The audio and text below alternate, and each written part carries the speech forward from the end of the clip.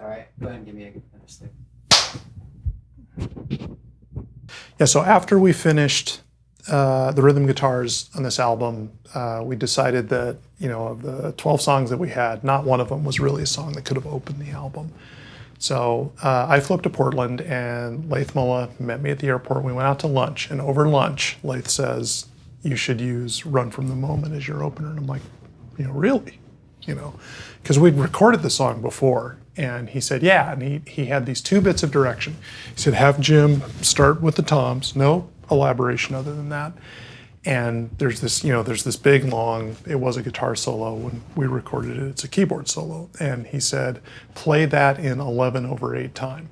And, no, and again, and then, back to our wings and beer and, whatever. And I'm like, and it's just funny how that stuff can register, and that just, I didn't ask him for any more details. It's just, okay, Run From The Moment's our opener. I've got to go learn how to play the song. We're going to start with drums, and we're going to do an off count in the guitar solo, which is around the middle of the song.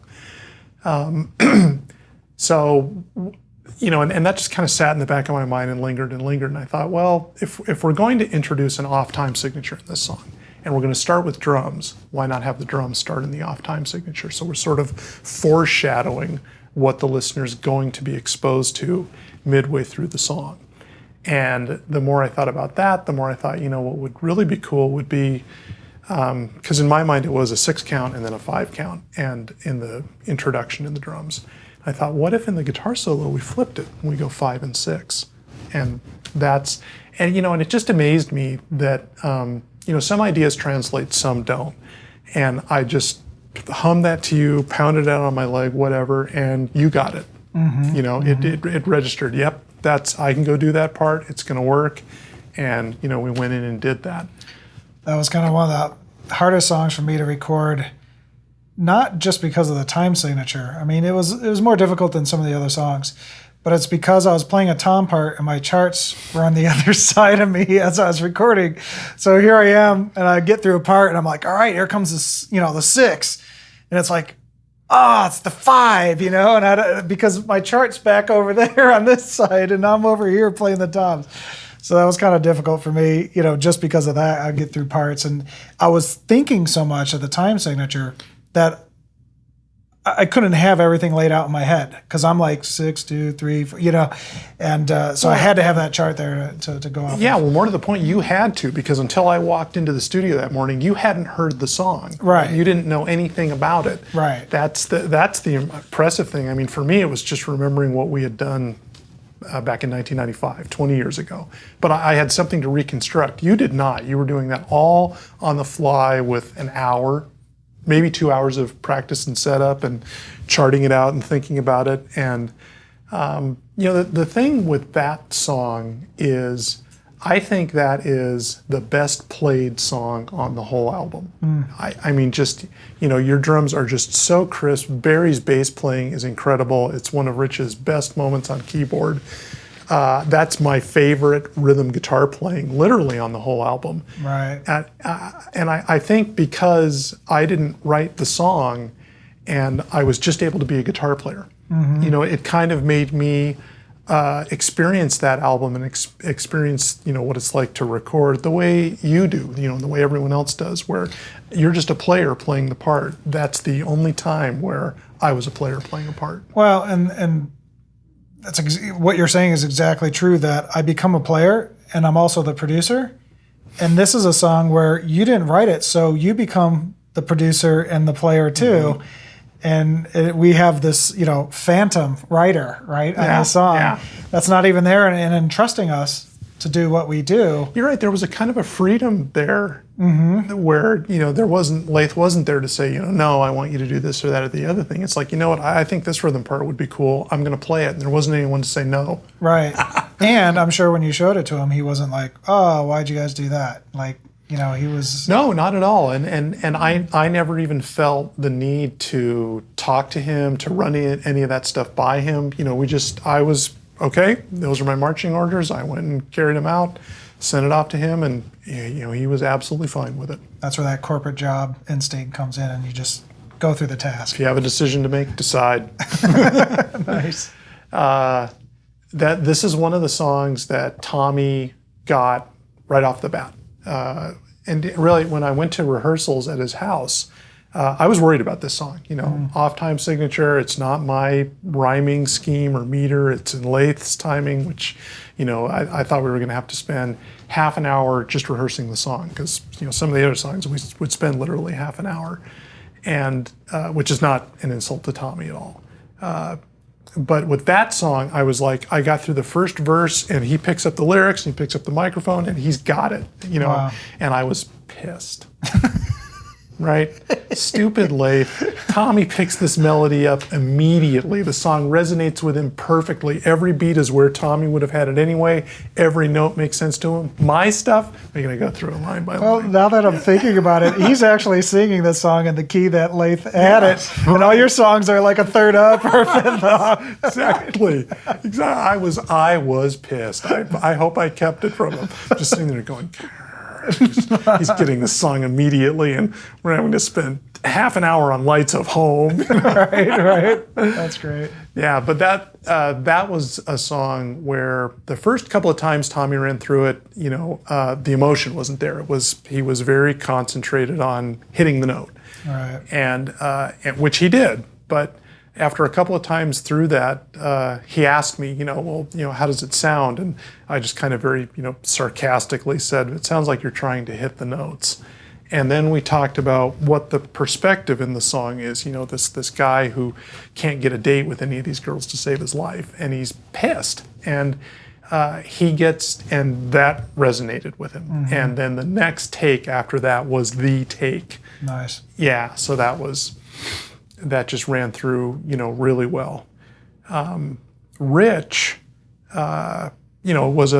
there are three keyboard parts in this song. There's kind of an angry, gritty organ. There's a sneering synth, and then there are these mournful, breathy strings. And Rich was concentrating too much on the beat, on the counting 5 6 5 6, right. and you could tell, that he was holding a note because he wasn't sure where the beat was going to roll over. And I just gave him a bit of coaching and said, "Don't worry about the count. Just play what you feel." And he ran through that song 4 or 5 times, and the first time he ran through it was the take. But he recorded it another 4 times, and we were sort of grasping for, what should we do? Should we splice? Should we whatever? And Rich just says, "Can we hear my first take again?" He remembered.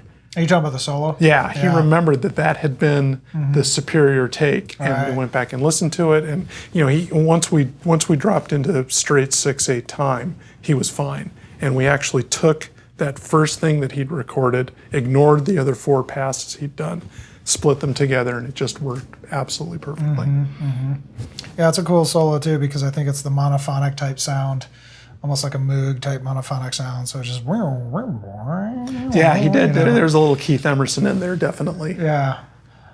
But the part in that song that is growing on me the most is Doug. And I didn't hear his guitar in that song at all. And he heard this, this kind of this theme that's lurking underneath everything, especially in the build-up. And when he went to go record over it, I'm like, well, sure, let him try, let him play around. It wouldn't surprise me if we didn't end up keeping it. And then, I think when we were mixing, I actually said, why don't we try taking that solo out? And the song felt empty without it. It was, that's the thing that I like about working with Doug is, he thinks of things that I wouldn't think of, and it may even take me 4 or 5 times to get it. But once I get it, it's absolutely part of the song, and the song doesn't work without it. The song I don't think would work without it. That's one of my favorite parts, actually. And I alluded to it before, that the ghosting sound, haunting sound of his guitar flowing in the background while this solo is going on, Rich's solo. Yeah, the swells you're talking about. Yeah, the swells. I mean, that just, for me, that makes it. And when I was mixing, I wanted to make sure they were there, because that's what my ear goes to a lot. The solo's there and it's holding space, but I just love this. It's just this moody, dynamic thing that's flowing through the song. That's just so cool. and one of my favorite moments of the song. Yeah, it's a tricky song. I find that song, the more you listen to it, the more you appreciate all the subtlety, all the nuances, all the layers that are in it. It's not just one thing for 5.5 minutes. It's a lot of different things. Yeah, and the other favorite part of the song is actually when the organ comes in the intro. You got this, bombastic, huge drum part going on, which is badass and hits you in the face. And then just this gritty, angry organ that comes in, and it's just like, and it's almost like, the space shuttle taking off type of, it just starts rumbling and gets gritty, and it just sets the mood for me. For me, it's just like it takes you somewhere instantly and sets up the tone of that album that we're gonna kick your ass during this album, just give it to you. So yeah, this for me is just a prototypical opener. In fact, after this song was done, and I'll try to think about what done means. Like maybe even after we'd done the drums, let's say the rhythm guitars, because we did those all in a single day. Barry played bass, and then we got Rich, like let's say a month later. I think after those 4 pieces were in, I thought, I don't know if we can have this on the album because I think it's so much better than any other song. But fortunately, when we ended up putting the album in sequence, there was a logical order to put them in, and Run From the Moment doesn't completely invalidate every other song that's on the album. But it was tricky to find the right song that comes out of something as big and cinematic as that thing is. Goodbye. When I was picking songs for this album, and I was thinking back to albums from when I was a college student, there were 4 songs that I knew were slam dunk. I want to record this song. Some of the other ones I wasn't sure. I was going to have to, listen to the old tapes or pull out the guitar and play and sing them and see what worked. And Goodbye was always going to be a song that I wanted to record. It's the only song of this whole lot that is just straight autobiographical. That's the week that my family moved from suburban Seattle, from Bellevue, down to suburban San Diego, and that was right before my senior year of high school. And I did not take kindly to that timing at all. And it talks about these 3 layers of saying goodbye, these 3 levels of loss, I would call them. One of them is very small, the house, my bedroom, the kitchen, your home. Right, the home. Then it expands kind of to the neighborhood and to the school and to my friends. And then ultimately in the 3rd iteration, it's the whole city itself, the whole urban area. And you can live in more than one house in your life. In fact, probably you will live in more than one house. You'll have more than one set of friends. You'll go to more than one school. Those are all things that I think you grow out of naturally over the course of life. You can stay in the same city your whole life, and in fact, we had moved once before within the same suburb, and I'd changed schools and I'd made new friends. So those weren't the big climactic thing, the climactic blow. What was tough was leaving Seattle, leaving the only home I'd ever had in that sense. And that's what that song is capturing. But there's the music, that song was written in early 86. We'd moved in 82, so it had almost been 4 years. And the wounds had kind of healed. And Goodbye is not a sad song. But it is a little bit ironic from the sense of the song's really about not saying goodbye. I can't say goodbye to my best friend. We're down in the basement of my house, and we're just kind of looking at each other, not saying anything, because neither one of us knows how to deal with this.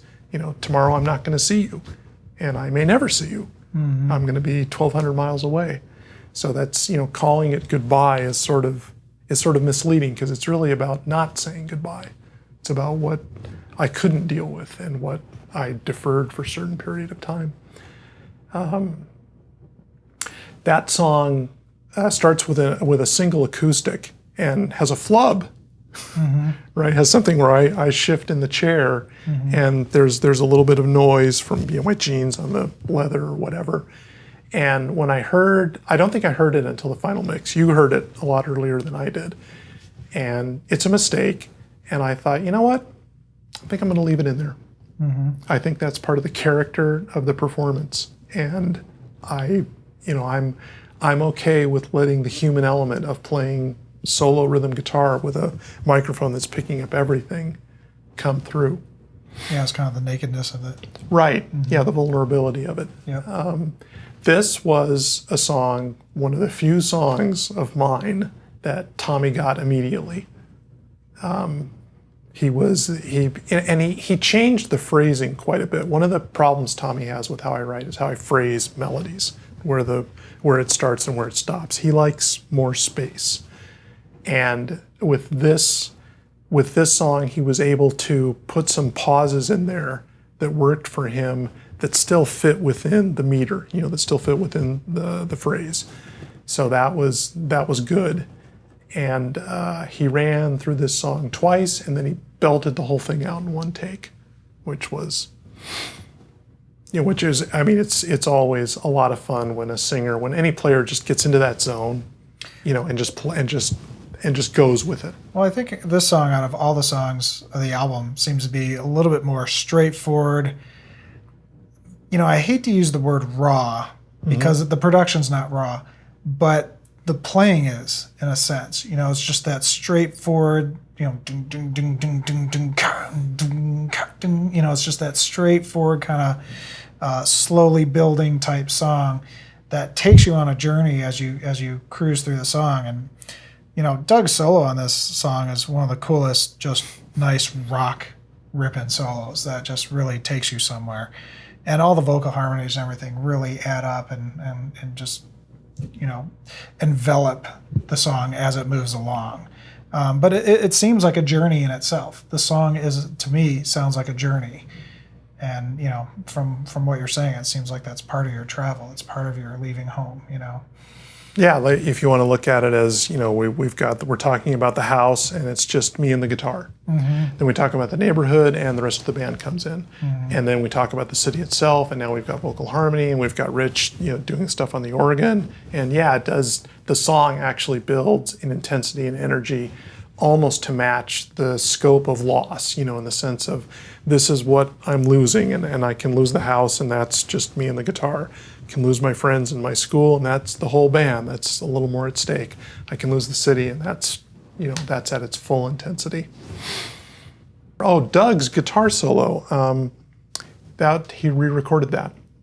That's second time? Yeah, that's one of the ones that we had him come back in. And the funny thing was when we rehearsed, or maybe even I think when we were recording the rhythm guitars, Doug brought, he was there for a lot of my rhythm sessions. And he brought his guitar, and sometimes he would play along. And, over that, it was just supposed to be like 2 bars and then fade out. But Doug had so many things to say, we thought, let's give him some more room to solo. And it turned out we only ended up giving him like half of another verse. We extended the song? Yeah, we extended the song, but we only extended it like half instead of like giving him a whole other verse to solo over. It was just half of one. But, and I don't know if that influenced, what happened in the first solo, but when he came back in the second time, he nailed it. And I think that's one take. Now, he's ending the song, correct? Yes, he ends the song. And I think that's one of the most interesting musical changes that I've heard in the whole album is he changes the key or does something right at the end where he goes in a whole different direction that you are not expecting. And the first time, like, we were recording it, I was like, well, that was weird. And then the next time I heard it, I was like, that was brilliant. That was exactly, I thought that was really cool. And it was, Doug comes in knowing what the keys are and everything, but I don't think that he's got it really locked down exactly which direction he's going to go. And particularly with this song where he was coming in a second time, he'd been happy with what he played the first time. So I think he just, he would play something and he'd kind of look at you and me and we'd go, can you try something else? And at some point he just started exploring some of those, those variations within the scale. And it was so cool how he found these different transitory scales to go into that weren't exactly, that didn't fit exactly within the scale, but which just emphasized different emotions within them. Yeah, I thought that was terrific.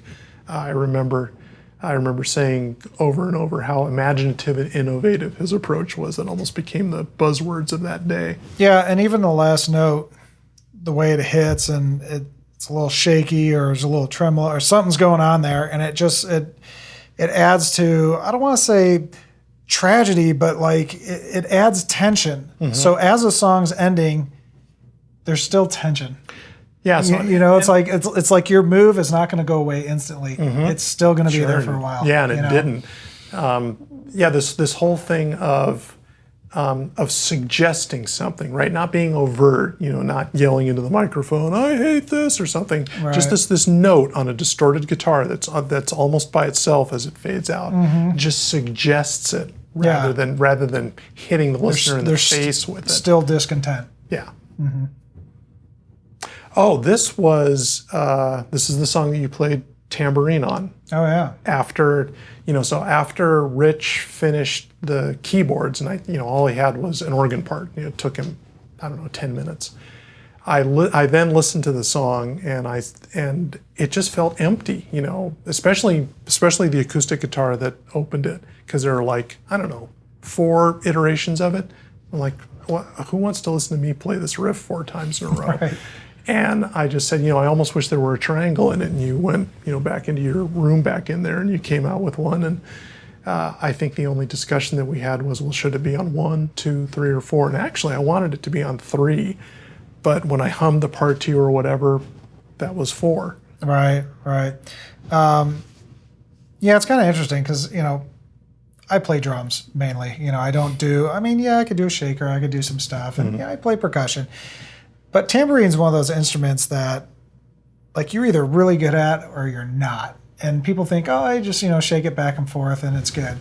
But it's really not that hard. And it's not that easy. When you're recording, it's really easy to almost get like a carpal tunnel type thing going on, because you're trying to be on the recording very consistent and not have it fading in and out and volume and stuff like that.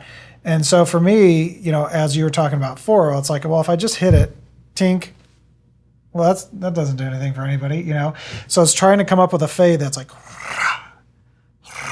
yeah, it builds a little crescendo. Yeah, and build a crescendo. It's more than just a right, and so you have to figure out how to get this thing to move without making any noise, because it will jingle on the way down. Yep.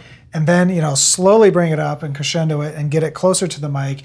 And there's all these things that I'm behind a drum kit all day. I don't do this all day, So it's kind of interesting, because it's actually one of my favorite tambourine performances I've ever done in any recording history of my life. And it just, we took the time to create it. And I don't think we spent that much time, but somehow, some way, an actual tambourine part that I'm actually proud of came across and finally got recorded. And it was really cool. It was really cool for me. In fact, I thought once the song kicked in, that the tambourine would stop. And as you were playing, I thought, boy, I hope he keeps going. Because this is something that can actually run throughout the whole song. It doesn't need to stop now that the bass, drums, organ, and vocal are in. Well, and you did. You just you played the whole song. Yeah, and another reason that I play through songs is, even if we're not going to use it, there's a muscle memory going on. And if I stop and wait and then I have to ramp back up into the next chorus or whatever, it's never the same. Yeah. So for me, I try to keep it somewhat consistent. And if I do need to take a break, I'll come in 3 or 4 measures beforehand. So we just edit in, because I'm already going and I'm back to the same tone and the same rhythm and the feel and all that stuff. And, for this song, it really worked out nice. You say that, but we are the kings of using almost everything that we record. We'll record stuff saying, we might bring it in here, we might bring it in there, and it ends up being, running throughout the whole song. It ends up making it into the mix. Right. It's like on some level we know while we're doing this, this is adding something to the song that it needs, and we're going to find a way to get it into the final mix. We'll just tell ourselves so we feel better now. Right. I'm just going to play a distorted guitar here just for the heck of it. No, it's going to be in the mix. Carolyn is a lot different from the other songs on the album, not just because it's about a real person, but because it's about true love. And all the other songs, all the other imaginary love ballads are all about flawed or bad relationships with the wrong person. They're imaginary. Yeah, well, and they're about, they should really be called imaginary love tragedies. There's something going wrong in every one of them. Carolyn is not. Carolyn's about finding Miss Right, finding the woman who's right for you and letting that relationship grow. And I think, instinctively, I wanted this to be as organic as possible. I wanted piano, I wanted cello, I wanted acoustic drums, I wanted acoustic guitars. I didn't want delay on the lead vocal. I didn't want a distorted guitar solo. I didn't want, a whole bunch of keyboard wizardry. I really wanted to focus on how the instruments sound all on their own, because it's in contrast to a lot of the much more heavily produced songs on the album, which are about something other than love, right? When we're talking about love, we're going to talk about it in the natural voice of the instrument and not with a whole bunch of processing. And you and I were, in agreement on that from day one. And in fact, you even you went in and played djembe and you played congas. You did come in with full drums in the chorus and in the midsection, but the verses, no drums. Yeah, and it's kind of interesting. Not that I can't do it, but most of my drumming style, I usually don't prefer to go to like side stick on the drums. And with the extra percussion that's available, it's like, why don't we go to percussion instead of a side stick on a snare drum? Yeah, instead of trying to de-scope the sound of the drum, the drum's not the right instrument. Right, let's go to the real instrument. So so that was really nice, and it was a nice departure on the album to go somewhere that was more organic and then build back up. And then, of course, you got that chorus that comes, crashing in a sense, in a more dynamic and fuller sound. And so the drums come back in, but they're not forcefully played by any means, but they're played. And they come in with some cymbals, and they kind of, accent the dynamics of the song, which is really nice. This is the song in which I feel Barry the least. He really laid back and just kind of let things happen of their own accord, and didn't put any of his normal personality, into the song. I think he did get some spots in though during like the intros, and you get done with the chorus and then you're moving in towards the percussion. He's definitely moving around. Yeah, no, I don't mean to say that he's playing rude notes or anything like that. But he's definitely he's playing the right part. And we expect nothing less of Barry. Exactly. Michael, the cello his cello part is so amazing in this song. And there's this big musically complicated midsection, and I didn't really hear any solos, but Michael heard just this one little bar that's getting us out of the chorus and getting us into this midsection, and he took it for a solo, and it was just terrific. I love that he added that to the song. Once again, the song needed it. And I didn't know that it needed it. I was willing to just have, because the chords are changing, the whole emotion of the song changes, but it almost just pushes it that much over the top that he adds those melodies and that tone to that part of the song, and then you're getting into that midsection where it's talking about the fear of separation.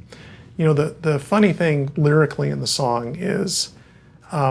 That's all speculation on my part in those verses. That wasn't anything that was actually happening with this couple. This was just stuff that I kind of envisioned, this is the kind of thing you're going to have to get through. But when we get to the midsection and it talks about being apart from one another, I did have experience in long distance relationships. And that's that's where it transitions to talking about something that I actually know from my own life experience. And the whole mood of the song changes, the keys change, the whole emotional spectrum changes, I think maybe in acknowledgement of the fact that now I'm talking from a different perspective. And as a writer, there's a difference between I'm imagining what it would be like to find Miss Right, and I'll give it this musical framework. But now that I'm going to talk about my own experience, I'm going to change and go in a different direction. Well, when he plays that part in the midsection, the style of how he plays is pure emotion. And it brings, yes, the instrument is organic and all that stuff, but it's really the style of playing, the way he swells into that note. And then he does this, and it's just this very emotional journey that he takes you on. And it's the icing on the cake. Yeah, he foreshadows what's going to happen in that whole section, and I never even would have dreamt that you should foreshadow, where that song's going to go in that midsection, but he did, and he did it, perfectly. That's the song that you added Triangle to. That was kind of interesting, because I've never actually played Triangle. Ever? Or in a recording? In an actual recording, scientific stuff, King, for tones and stuff, but not actually for a real recording. And was it you that brought up the Peter Gabriel or me? And it was one of those things where it was like, that's kind of interesting. It worked for him and might work for this. And it just so happened the tone of this one works in this key of the song. And it's funny because when you watch the video, and this is true for the tambourine on the other song too, but when you watch it, I am concentrating so hard to keep this pattern, because it's a weird off-time, rhythmic, syncopated pattern. And I'm just sitting there like, and I'm muting too. Yeah, that's the thing that always gets me about that footage. I'm doing this muting type of thing, and I'm just in the zone. Like, don't bother me. I'm doing this for the next 6 minutes until I'm done. And hopefully it's the right pattern all the way through, But it really added some little extra something, ear candy, The funny thing about that song was, I play acoustic rhythm guitar through the whole thing, and I finger pick, which is my area of least proficiency. And even while I was playing it, I thought, well, it's all well and good for me to play this, but Rich is going to cover this on piano. But I actually played it competently, and Rich plays around what I'm doing. But what made me think of the rhythm guitar part is that triangle and all the high end that it has gives it high end that my rhythm guitar track doesn't have, and the two blend, and it smooths out the rhythm gutar, which I think is part of what glues it together and really makes it work. Oh, that's cool. I was forever glad when I heard the final mix, that triangle makes my guitar part sound better than it actually is. Nice. Very nice. Yeah, which was definitely very nice. We talked about the 4 songs that I went into this project, or when I was actually envisioning the project, knowing that I wanted to record. Grown Up was one of them. It's absolutely my favorite song from that particular group of songs from that album, I'll call it. And for my money, this is the most progressive song that I wrote when I was a college student. It's literally 2-3 minute songs that are put together, but they're put together in such a way that the one naturally and organically flows out of what was before. It doesn't feel, even though it takes you down a totally different path, it doesn't feel like, wait a minute, we were just over here and now we're over here, and why? And that was that guitar part this song was the hardest song for me to learn after you transferred the tapes to digital, right. Just because it's got lots of weird chords and weird phrasing. And the lyric was very wordy. I mean, the original melody was, all of a life in a bottle, imprisonment no one can understand. And I'm like, that's way too many words.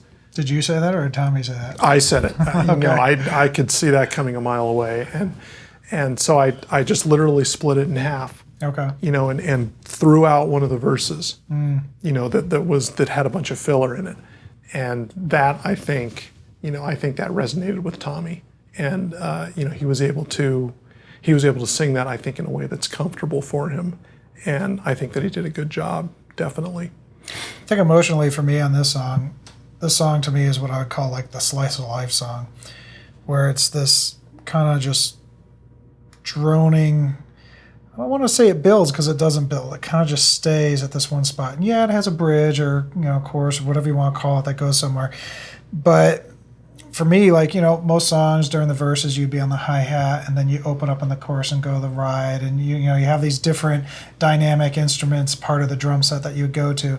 And this song was more about the dreaminess for me, so production-wise. Mm-hmm. And so I was playing on the ride cymbal, I think, a lot during the verses. It wasn't like, tight hi-hat or something like that. It just kind of kept this dreamy sense going on. And I believe we used a smaller snare drum on this song. Yep. Which also kind of created more space around it because it wasn't this big, huge, intrusive snare drum coming in. It was a smaller sound. It was still full, but it was smaller, thinner, in a sense. And you're playing halftime, so it's yeah. So I think a blend between this glistening ride cymbal and the smaller drum kind of just totally brought this song into a different feel than all the other ones. This is also the song where after, I don't know, maybe it was scratch guitar or whatever, it wasn't How I Walked In With, but after, the she's all grown up over this big, G major, I thought, I don't want the song to end here just yet. Mm-hmm. And the song, started with this, or early on in the song, it throws in this E minor theme that doesn't appear anywhere else in the song. It's like, why does that thing, show up there in the second measure of the song and then never appear again? And I thought, why don't we just revisit that? Mm-hmm. And that's when you just played that part. I think I just very quickly on the scratch track recorded that, and then you went in, and it sure looks to me like you had a ball playing over that. Well, and it's really interesting because it actually reminded me of something we did in the past. We had a song in the past on a different album where it must have been an extra song that we threw on the album. I didn't have my full drum kit set up. It was a long song, so we just threw all this, one cymbal, one little snare drum. Right. And what was cool about it is it forced me to play a certain way that I would have not played if I had a full kit with 4 toms and all this crazy stuff up. And here's a 7-8 minute song that I played with limited instrumentation, and I love that performance because it was confining while I was playing it, but it wasn't because it made the performance more soulful. And those last chords on this song that you're talking about that you just added are lot like that. Somehow reminded me of that moment, and that's what inspired me to go to the small snare drum, kick back, and just flow with this song and not, prog it out, not do all this crazy stuff. Right. And I think that's part of the emotion that you see at the end is I'm just grooving. And there's nothing, that's the best part about it, is I'm grooving. I'm not trying to do some special lick. I'm not trying to, do this or hit this cymbal. It's like I'm just freaking kicking back. And then every once in a while just go and slap something on the hi-hat, which just kind of says, no, I'm still here, but I'm purposely hanging back. You know what I mean? So it's a cool vibe, and that's one of my favorite parts of it. No, that definitely shows. I remember Doug's guitar solo. There's a fairly lengthy solo, at the end of the song, right before the big last chorus, whatever it is. And I remember when he played it, thinking, well, this is okay. This isn't bad, type thing. And every time I hear that guitar solo was more than okay. That guitar solo was a lot more than not bad. That guitar solo was tremendous, and as a highlight of the song. That's also the thing where it's a 3-part major harmony at the end, and it's a really high harmony. And Tommy kind of dared you, why don't you come in here to the booth and sing it? So you did. No problem with that. That is a cool part. I mean, it just hangs for a while. It's really cool. But it just, that's what's great about that is the end does get big on that song, and then all of a sudden it's like, Yep, drops out, you think it's over, and that part comes in. That part comes in. Exactly. And it just takes you somewhere else. It's so cool. What did you do to make the bass sound that incredible in the mix? The bass just leaps out at me when I listen to that song. I think part of that is actually the instrumentation of the song. It's not that I'm purposely doing something different. It's that the orchestration is different. You don't have tons of distorted guitars. No, it's really sparse. It's really sparse. You don't have this huge fat snare drum. You don't have, all these different things going on. So it allows that bass to breathe. And I think that, it might be a little louder, whatever, but it has the space to envelop in the song, which is really cool. Less is more? Exactly. Rich liked the rhythm guitar part in that song so much that he deliberately played around it. He did not want to crowd that at all, which, I took as a huge compliment. Normally I want Rich to cover my parts. Right. But that one, I remember his saying, who played this guitar part is so sweet. I just want to do sprinkles around it. I want to play around it. I don't want to, go through and try to cloud it or get in the way of it. And then that tremendous orchestration that he does, once the song kicks in and takes up. You could, in any one of these songs, I can just talk about how much Rich transformed it, because for me he was that transformative element, that transition between just being a bunch of rhythm tracks and being a song with emotion. He was the bridge, and then Tommy and Doug, who were the lead players, and Michael to a little bit lesser extent, were the icing on the cake. But right. Rich is what makes that, is what solidifies that foundation for me. And this song is just, another example of how he's able to give the song what it needs without taking away from what anyone else is doing. And I just respect the heck out of him for it. Yeah, he's just an amazing player all around, from his technical playing ability to his idea palette. Any kind of style. And he has all these tools in the box. And then his sound selection and dialing in. In the studio, that's just amazing. And when you ask for something very specific, we could sit there. Sometimes we know what the part is. We don't have the sound yet. And we'll spend 15 minutes dialing in that sound. But when we find that sound, it's a done deal. And imagine us recording some of that stuff on just patches that you pull up that are not perfect, not dialed in. It just wouldn't work the way it works. It's good that both you and Rich have that perspective of, okay, so this is a cool sound, but if you compare it with everything else that's going on in the song, it's going to be buried, or it's not going to cut through. Right. And it doesn't matter how well played the part is if you can't hear it, if you can't distinguish it in the mix. And, I really tip my hat to both you and Rich for recognizing that. Almost as soon as he calls up one of the patches and he starts playing, because I'm hearing a guitar part that's being interpreted on a keyboard, and it always takes me to a completely different place from what I had intended, and I just get caught up in the magic of his playing. Sure. And I'm like, record this, because there's magic here, and the two of you are, there's too much low end, it needs more mid. Can you hit the high a little less than that? Well, and I think a lot of people, when they're recording keyboards, take the wrong approach, in the sense that, okay, it's a keyboard, let's get it on tape, and then we'll EQ the hell out of it to get it in the mix later. And I approach keyboard just as I would approach any other organic instrument I'm recording. I want to get the right microphone with the right placement. I want it to sound the way it's supposed to be in the mix now, not guess that it's going to sound good later when I tweak it and compress it and do all this crazy stuff to it. So I take that same approach with keyboard. If it's not sounding good in the mix right at this moment, it's not the right patch.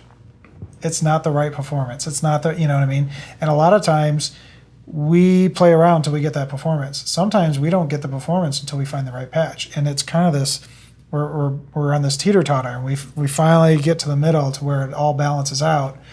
And then that's when we start hitting record. Because, to assume that it's going to fit in the mix later, why would you do that? You know what I mean? So I try to take that approach that, it needs to work now and not just assume it will work later. Yeah, there's a difference between making something work when you're mixing, right, which is almost the end of the album, as opposed to this if it doesn't work during recording, it's either not going to work during mixing, or you're going to have to, manipulate the sound so much that it's not even going to resemble what you started off with. And neither one of those is a formula for success. Exactly. Tommy, my vision was the first verse these are long verses, Right. but the first verse was going to be, I'll call it naked, just single solo vocal. Then I thought he might harmonize to the whole second verse, and he sings, maybe like every other line. He didn't want to harmonize to the whole second verse. I don't think he wanted to harmonize, as in harmonize every line in any particular section, of the song. He would just pick spots, and I noticed you would chime in with that too. I don't want you to harmonize over that. Why don't you harmonize over the next line? Do you have any sense of what suggests to you when there ought to be vocal harmony, or more importantly, when there shouldn't be? For me, it's a feeling thing. I mean, there's a lot that's feeling, and there is some what I'll call analytical side to it. But it depends on, is a song building? Is it not building? Is it too much? Is it not too much? Does it feel right? I mean, there's times where the harmony sounds amazing on a part, but we're just not there yet in the song to open that and unleash it. You know what I mean? So it's a balance between all those different things. And because it will emotionally take you somewhere else if you have all this stuff front loaded in the beginning of a song, compared to letting it trickle out later. And it all depends. I mean, there's some songs that you want harmonies right from the get-go and all the way through the song.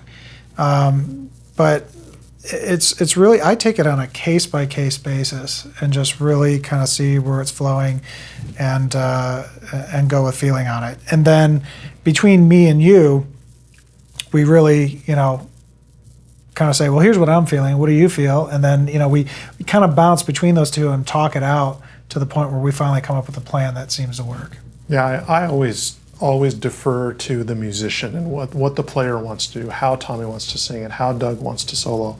I try not to guide them any particular place. Yeah. All right, not going to cry anymore? Not going to cry anymore. I will be honest, this song was a need pick. After I'd picked, most of the songs, there was a plethora of 5 or 6 minute songs that were moderately paced and that were all in minor keys. And I thought this album absolutely needs a short, up-tempo song in a major scale. And of those types of songs, Not Gonna Cry Anymore was one of the ones that I liked the best. In terms of kind of the writing of it and what the message of the song is, I probably have the least to say that I would have to say of any of the songs. But what was interesting to me about this song for me was a lot of work. We had to do a lot of reimagining. I remember even from your drum part, because you play like some of it's halftime, some of it's straight time. The verse to the bridge to the chorus were I don't want to say unrelated, but completely different and contrasting moods, which was reflected in your drum part. Right.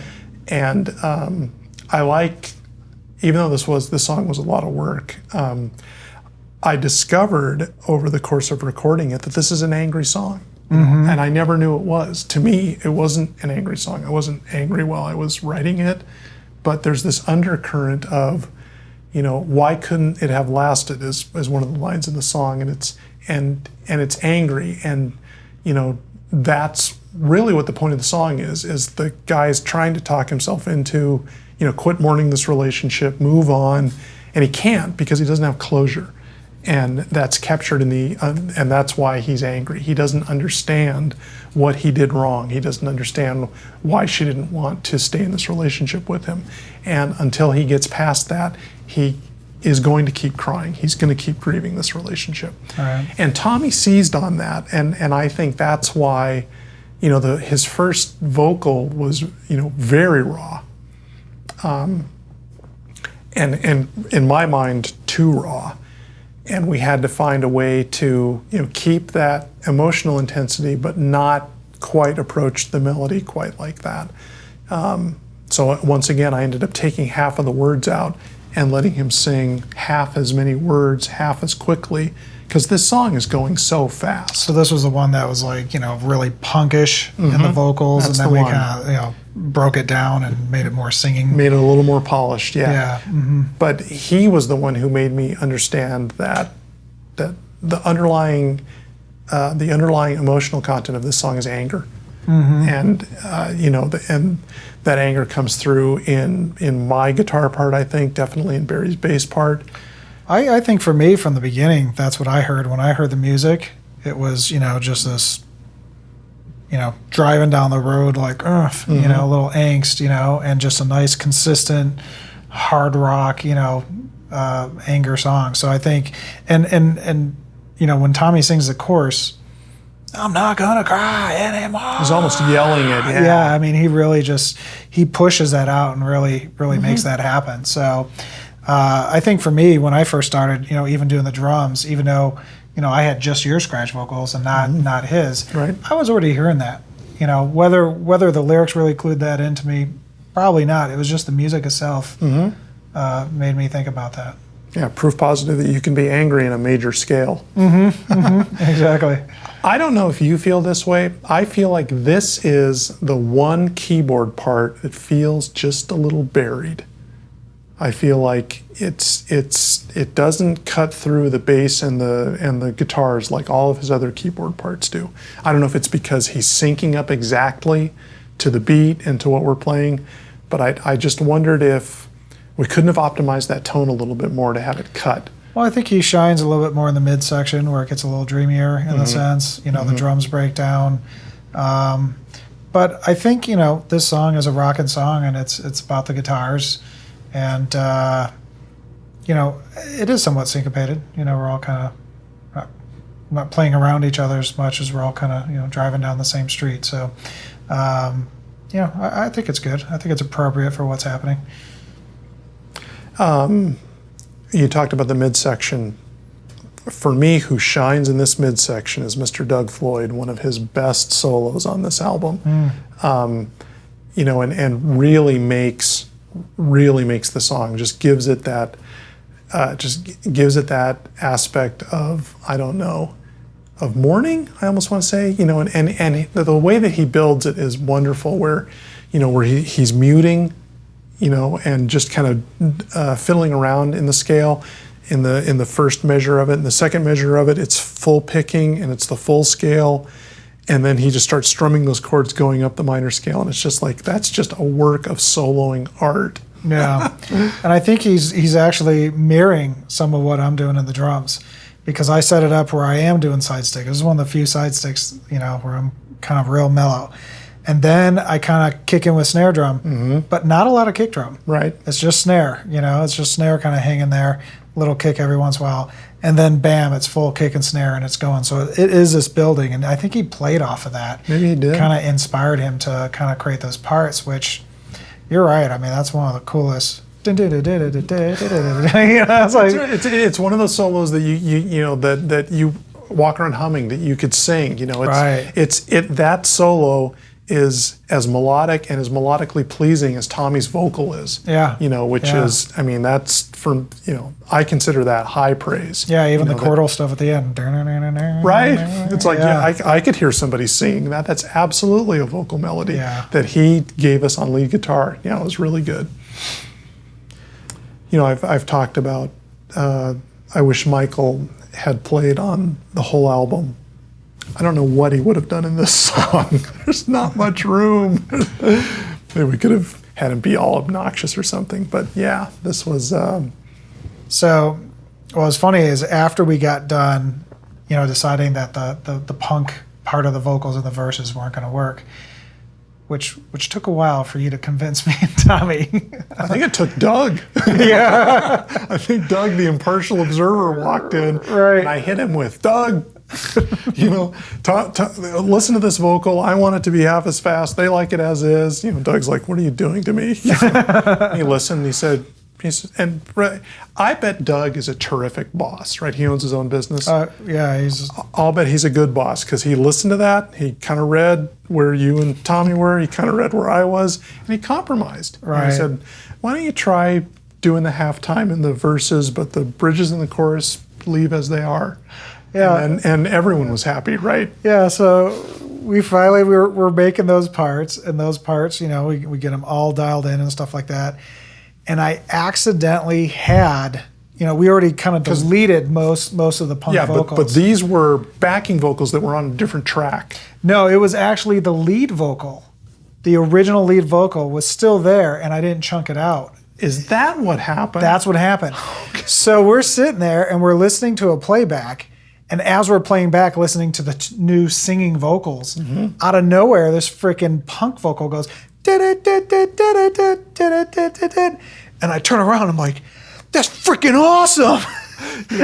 And what's funny was I rewrote some of the lyrics, and the ones that I liked the best are those lyrics. So they came back like haunted. They jumped back into the session. So it was awesome because as soon as I heard that, I turned around, I freaked out. We all looked as surprised, like that was awesome.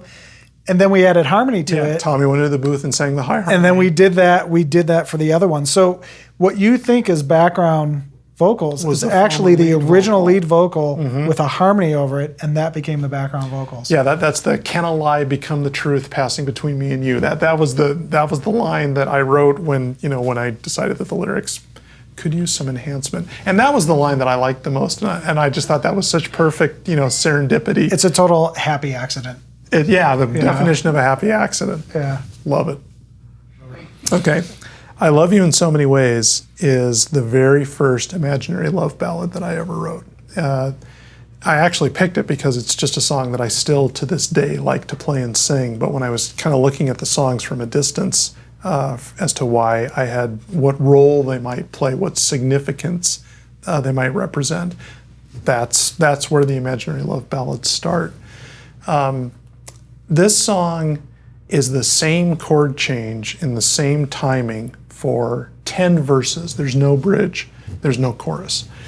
And when I was rehearsing it, I'm thinking, I've got to do something so that this doesn't just become completely boring for the listener to hear just the same thing over and over again.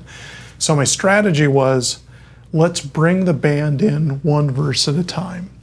So I thought, we'll have Tommy start the song a cappella. It won't even have that do-do-do-do-do-do-do-do-do-do. He'll sing the first verse a cappella. Barry joins him on bass for the second. Rich joins on piano for the third. I join on acoustic guitar for the fourth. You join for the fifth. This is why, and you're the only one who did that. So that the drums don't start until the fifth verse because you executed what what the vision was.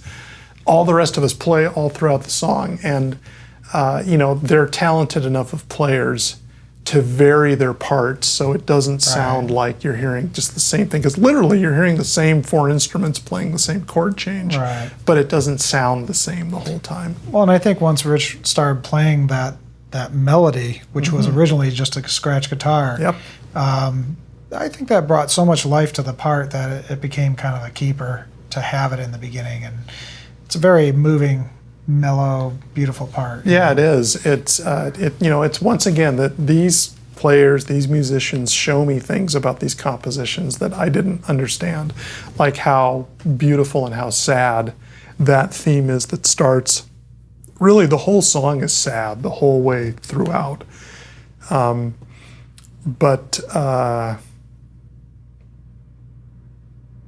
This is the song this is the first song Tommy sang, right? That first day that he came in, whatever that was in late June, he started with this song. And this is also the last song that he sang, because we had him come back in after everything else was done, because we thought, once he got to his sweet spot where he was belting, he was money. It was great. It was, for Tommy, we asked him to sing out of his comfort zone on this album a couple of times, and this song is an example of that. And I think it, like by the end of that first week of recording, he developed so much more confidence. His voice was in such better shape. We thought, why don't you go back and take another stab, at least at the first half of this song? Because now you're. When we did that, you weren't even here, right? I wasn't even here. Yeah. That's how much trust I had in you and in him. That I felt comfortable that the two of you knew what I was looking for, and that if it met your standards of what an acceptable vocal was, it was going to meet mine, and it did. Nice. I had that confidence. We had Doug play a distorted electric guitar in the 10th and final verse.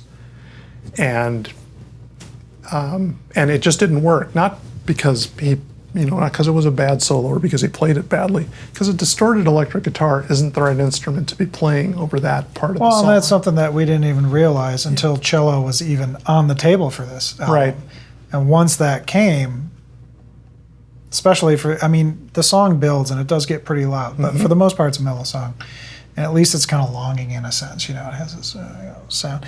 And once cello was on the table, it was like, oh, well, that's the instrument. Of course. Here's the solo instrument. Cello or violin would have done it. Yeah, exactly. So, Rich recorded like a synth and a synth orchestration, a bunch of violins. And originally he had it come in that mellow part in the solo. And, when we listen to it, it's like, no, it's built, we get full drums. And then the song pulls back. I think you go for rim shots or whatever, right side shots, and the guitars stop strumming and they start finger picking. The whole song breaks down.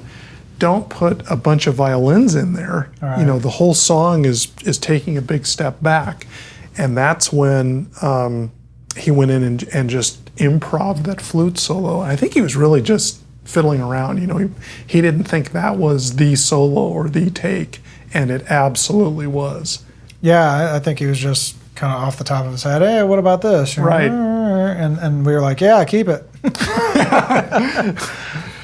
And Barry, when he played bass, that's basically a one-take track from him. But he was doing a whole bunch of, it's almost a bass solo in addition to a flute solo. Right. And when I was listening to his playing that, I kind of turned to you and jokingly said, because I knew that was a solo. I thought it was a guitar solo. And I turned to you and said, maybe we ought to make this a bass solo. Just listening to him, and how fluid and lyrical his bass line is in that solo. It's really wonderful. But once again, the underlying emotion in this song is anger. And I think it does a much better job of disguising it. I think because the central character, the person who's speaking, doesn't really understand how angry he is about the fact that he likes this girl who doesn't like him. But after we come out of that solo and we come into that last climactic verse, it starts off with, I don't want to be what I am not. And that's angry. Right? I could get to know you, I could maybe have a relationship with you if I would change who and what I am, and I don't want to do that. In fact, I resent the fact that I even have to make that compromise. Right. This song was an improvisation. I had a song title, I had worked that chord change out obviously in advance, but then I just started strumming chords and singing whatever popped into my head. And it was funny to look back on it 30 years later and say, no wonder she doesn't like you, you're a jerk. Here's a suggestion. Why don't you do some things she likes to do? Right. Instead of getting mad at her because she doesn't want to do all the things that you want to do. She needs to change to get to know you. No. You need to change to get to know her, and that would work out much better for you. And I think that's what comes through in the song. And I wanted Tommy to do some vocal improvs at the end because I had done them 30 years ago. And that's the thing where he's looking at me like, what? Because I'm going, come on, more. He's going, what? More what? What do you want me to do? And really, it's good to drop the vocal out there because what needs to be said in that song has been said. Right. And anything that he's going to do vocally is just going to cloud the emotion. Right. So we shift from his double-tracked harmony vocals to Michael and that brilliant cello work. And, now you're just stewing in the revealed emotion. I like songs where the emotion, where there's an epiphany that kind of emerges organically and gradually. And this song is a prime example of that, where it's not until you come out of that guitar solo and he flat out says, I don't want to have to change. If I'm not mistaken, the end of this song also, it doesn't resolve, right? Absolutely not. Yeah. And I think both Rich and Michael hang on this unresolved harmony.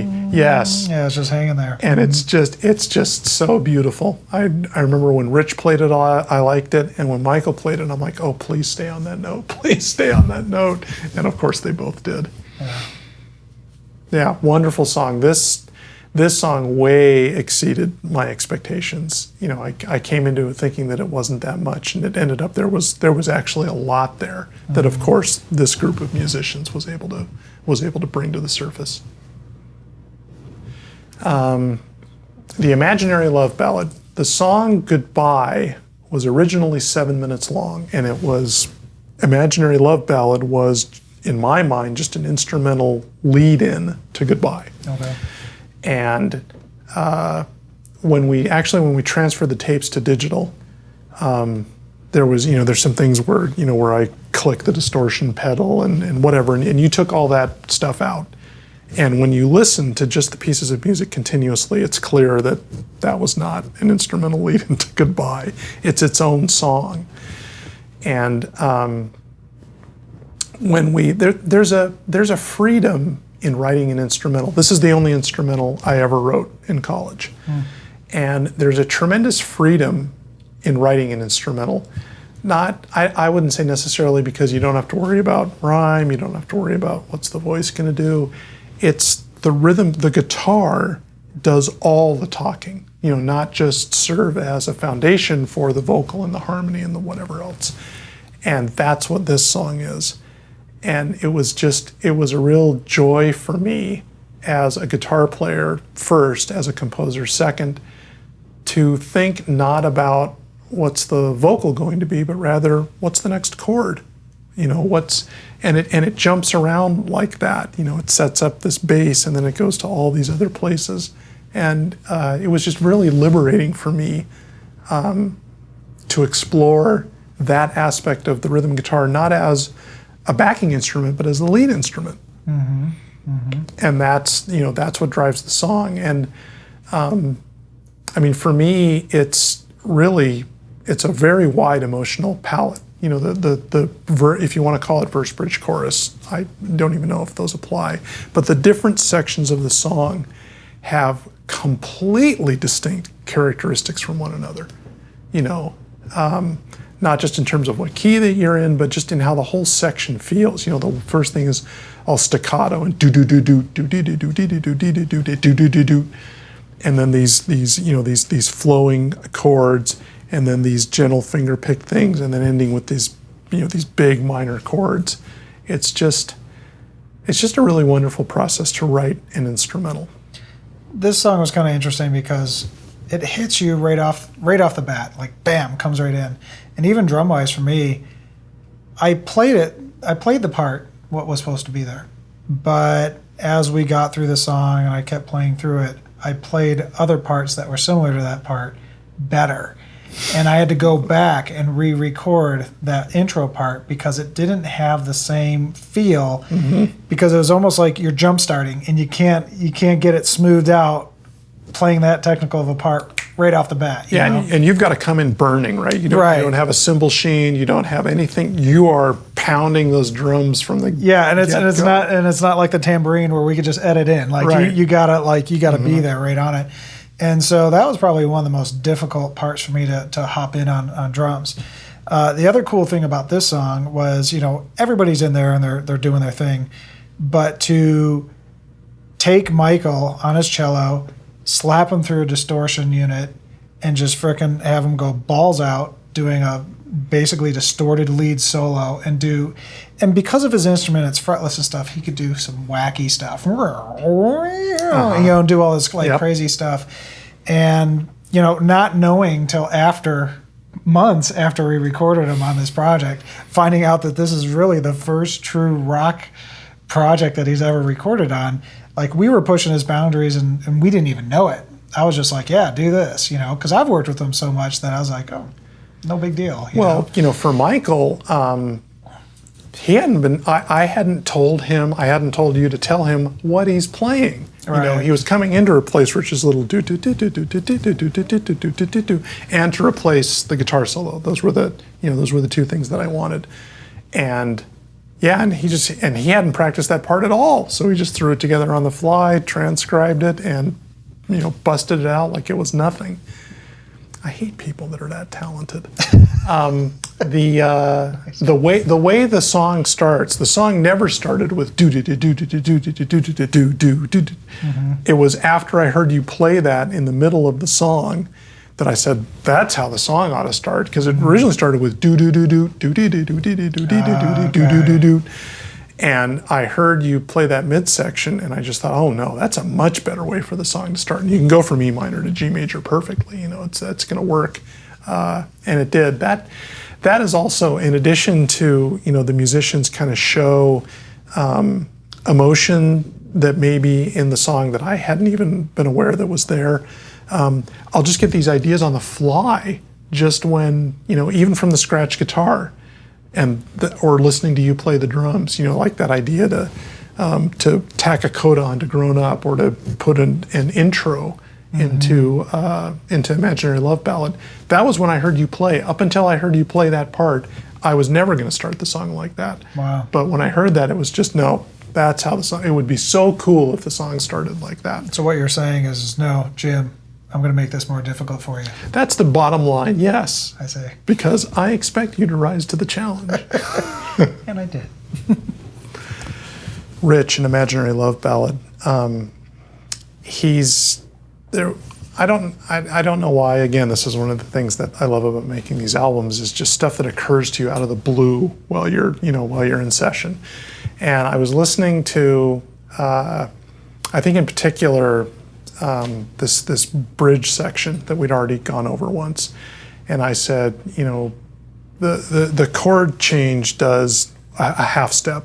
Only guitar nerds will understand this, but from a B to a C, and that would fit in an Arabic modality. I think that's the right word, modulation. So I asked Rich, could you play here, like the example I gave him was Kashmir by Led Zeppelin, which is in a Middle Eastern scale. And not only did he find a way to do that, which works beautifully, the next solo coming out of that, he continued to play in that modulation, even though now we're completely major key, and we're, and now we're not giving him that nice smooth transition into Middle Eastern scales. But he's so good at it, he'd found a way to make that fit, and it just sounds completely naturally, and it's completely different from what he played in his first keyboard solo. I love that about Rich, and I love the fact that from that point in the song on is one take on the keyboard. I mean, he just got into that zone, and he's doing all kinds of these quick runs and these bends, and he's just having a whole bunch of fun. That's what summarizes an instrumental for me, and I hope it's true for all the musicians. Instrumentals are just a whole bunch of fun. Power Chord is the third of the 4 songs that I knew this is the song that I'm going to record. And the funny thing was, Power Chord is driven, for me, the idea that underlies Power Chord is lyrical. It's a highbrow concept song. So the concept of the words is what's driving, for me, the song. And for that reason, the music was pretty thin. So you and Tommy and Doug and I all got together and we started playing it, and it just wasn't going anywhere. So we ended up rewriting the song, literally rewriting the song, which I was okay with, because again, for me, the idea that had to be conveyed, the foundation of that song was the lyric and the concept. Right. And it didn't matter so much what the chords were, or what the key signature was, or any of that kind of stuff. The only thing that I absolutely wanted to keep was that chorus, which is so gloomy and creepy. And fortunately, that part actually did work.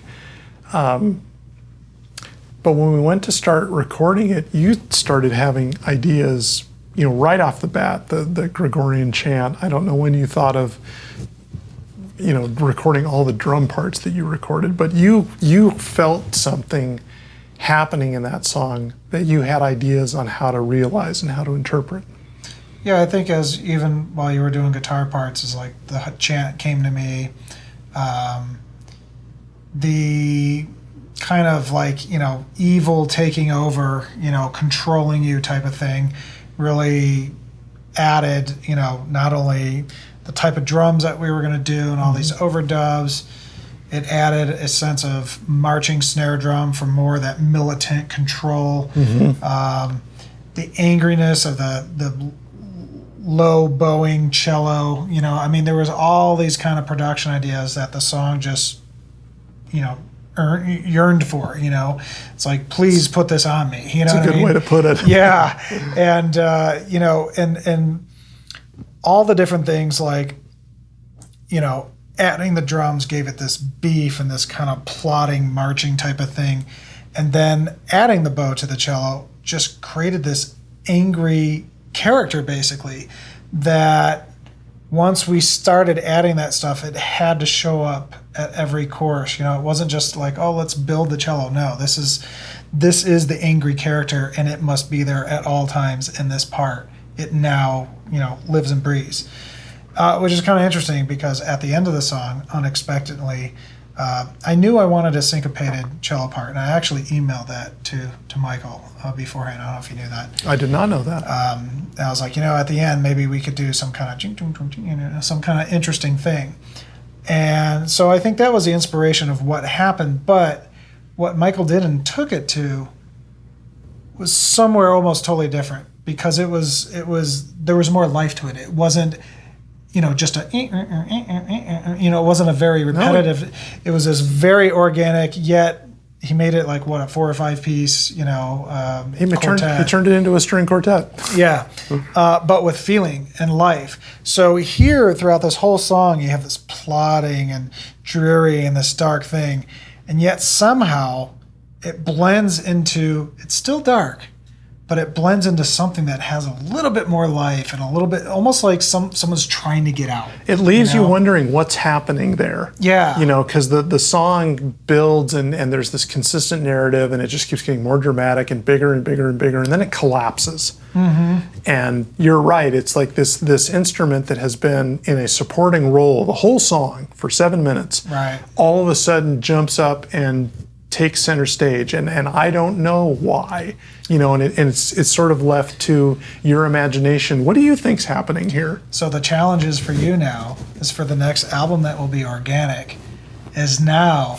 this part comes and starts coming. What finishes the story that was started in Power Chord? Exactly. Oh, too much.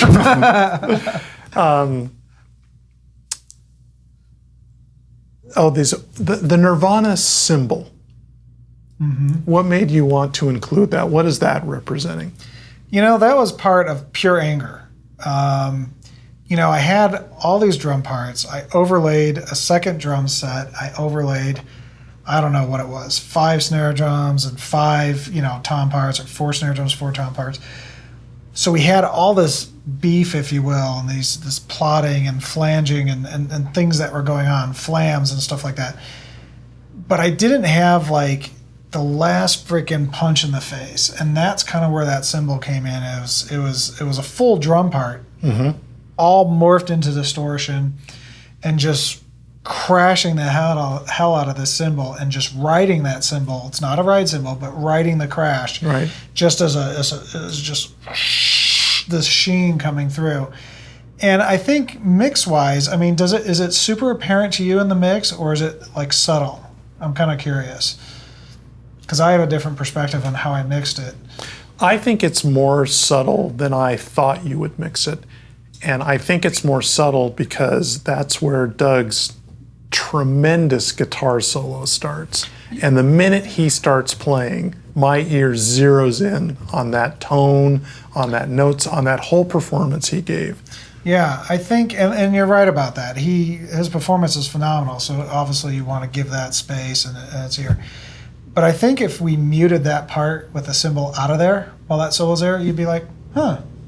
Oh, I wouldn't like it. Something's missing. Yeah, something's absolutely missing. And the average person might not know what's missing, but man, that cymbal's just Well, and you coming also, through. and so not only is it competing with Doug's guitar solo, it's competing with 30 vocal tracks. And I think there's like 30 drum tracks at the same time. This is a song that got the track count up to like something like 80. So that's sort of an interesting point, which is, these songs, as each player plays his part, the song evolves. And that Nirvana cymbal was in there from the first officially recorded instrument. You couldn't ignore it. I mean, it was just huge. And with every other instrument that started getting added to it, it took a little bit more of a back seat. And by the time it's in the final mix, it's just part of a number of things that's laying this foundation on which Doug is making this amazing statement. Yeah. In addition to Tommy just belting it out for all he's worth. Well, and I think all of us are singing on it. We have me, Tommy, Barry, me, you, which you rarely sing, so that was really cool. And you also got the lowest bass part of the whole album in there, which was really cool. That was, again, just that spur of the moment. I don't know what made me decide to try to explore the lowest octave in my voice, but actually when I went back and watched the DVD, I tried to hit that 2 or 3 times, and it was like the 4th time where it finally, there was power behind it. It was out of the diaphragm. It was. But I'm sure when you started, I was like, oh, do that. Like, I probably prodded you. Oh, maybe you did. Yeah. Because I remember after I did it, I look up like, is that okay? And I remember all of you were just looking at me like, what sound just came out of your throat? Because, and it's great. And I wish I could have held it, longer. I wasn't breathing right and everything else. But I remember emailing you and saying, oh my God, that last bass note is heaven. Can you extend it? Now, I'll bet you just put some big fat delay on it. No, I actually was able to put it in a special program and actually time stretch it. So it's actually your actual voice just spread out. Yeah, that's great. That's one of those moments that I'm always waiting for. Just come on, give me that note. Give me that Satan himself has joined this song note. And that's kind of a great trade-off, that it finally hits that note, everything else kind of dies down, and like the cello just freaking takes off. Oh, so that's the other thing. So, back when we were first working on producing this song, I think this was going to be a fade out, right? Grown Up was going to be a fade out. This was going to be a fade out. We are terrible at fade outs. I just got to say it. But this one, because we didn't really know what the ending was, we're not well versed in how you do a fade out. There's this point where you stop playing drums, because okay, that should be enough. And the guitar, let's say, spills over one measure, whatever, because I didn't stop playing until I heard you stop, and the next, and the next, and the next, and you ended up with almost 30 seconds of, I know Doug's guitar solo spilled over. Right. And we've got this, and everyone's playing great stuff, and we're like, how are we going to fade this out and not let you hear this thing?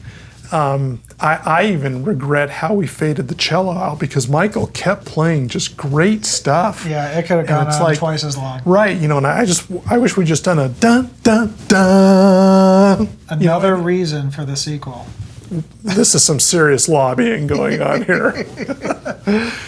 But there were 2 other parts that I felt could have been recorded in this song. 81 and 82. No, more like 3 female backing vocals, so that would have taken us up to 84. And then there was this theme that I thought Michael could play on the cello, so it would have gotten us up to like 85 tracks. At some point, you just have to say enough is enough, and this song is done. With the amount of DSP and stuff that I had, usually you could do 80 tracks and it's not a big deal. But with the amount of DSP I had on all the tracks and everything, I actually had to move this song off my regular hard drive over to an SSD drive. It was too big. I had to put it on a solid state drive so I had enough bandwidth to push out that much stuff. No, just an amazing and incredible song. We were talking about Michael and about how the cello, which sort of represents a character, or at least a perspective. It's only in the choruses, and that's because Tommy's vocal wasn't in when he played cello. So we played him my vocal, and which was essentially a glorified improv, and I'm exploring, what does it sound like down here? What does it sound like in the middle? What does it sound like up high? And Michael's listening to this, thinking this is what the vocal's going to be. And I remember he said, well, it sounds like this vocal's, basically taking up every octave where I could possibly play. So I'm just going to leave the verse alone.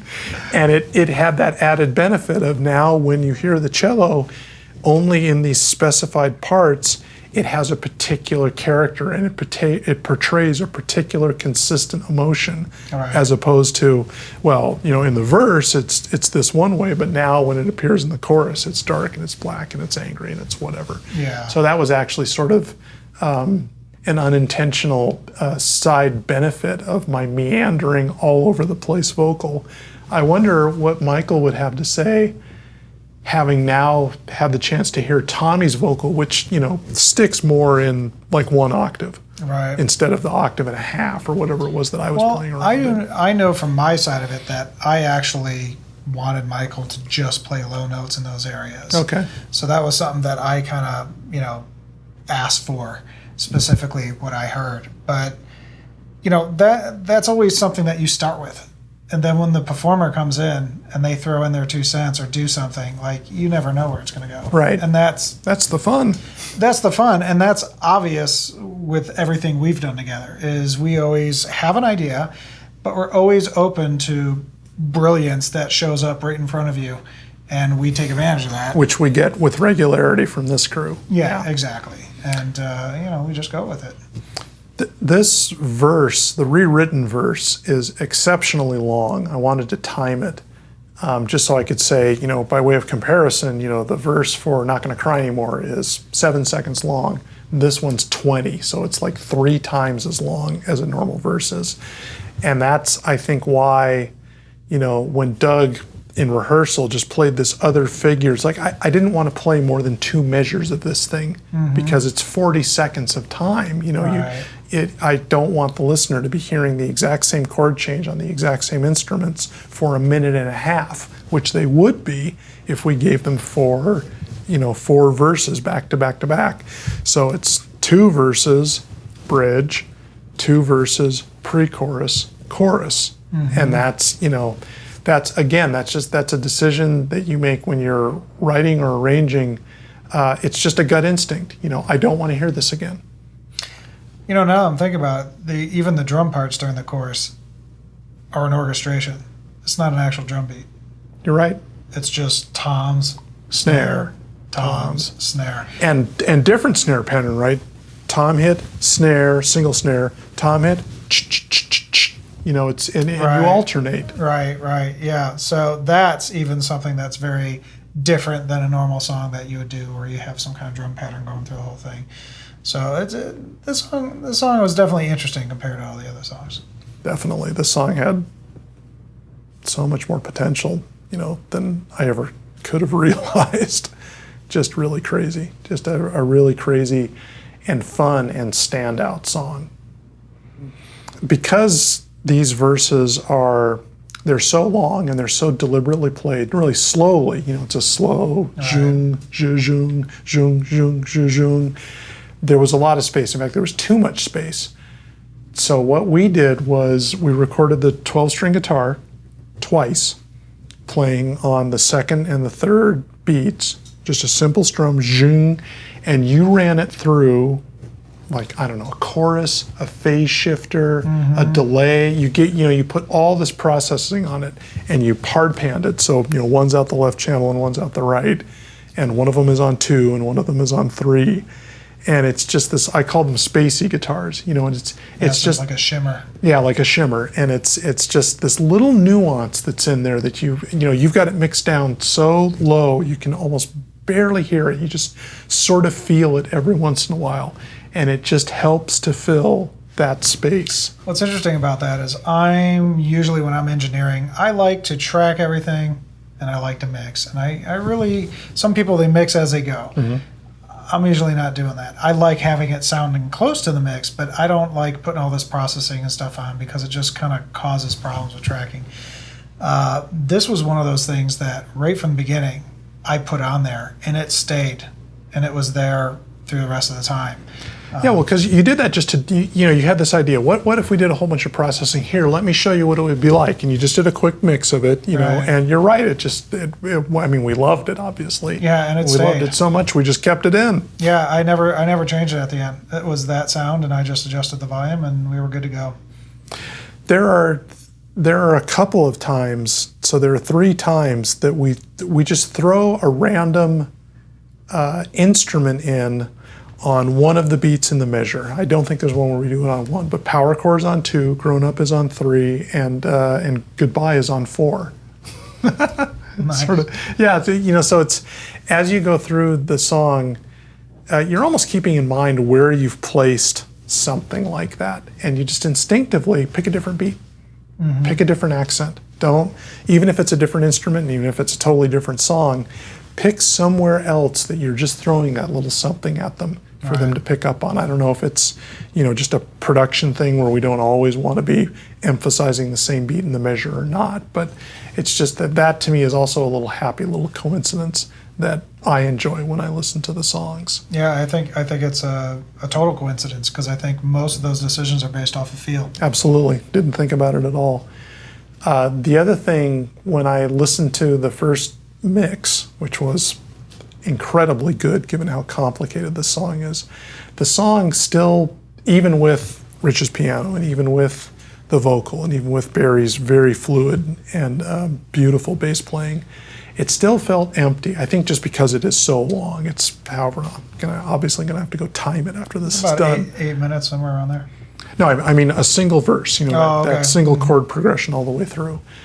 So I asked you, put a long delay on the lead vocal and just let the echo of that delay just fill that last little bit of space. And that's exactly what it ended up doing. Nice.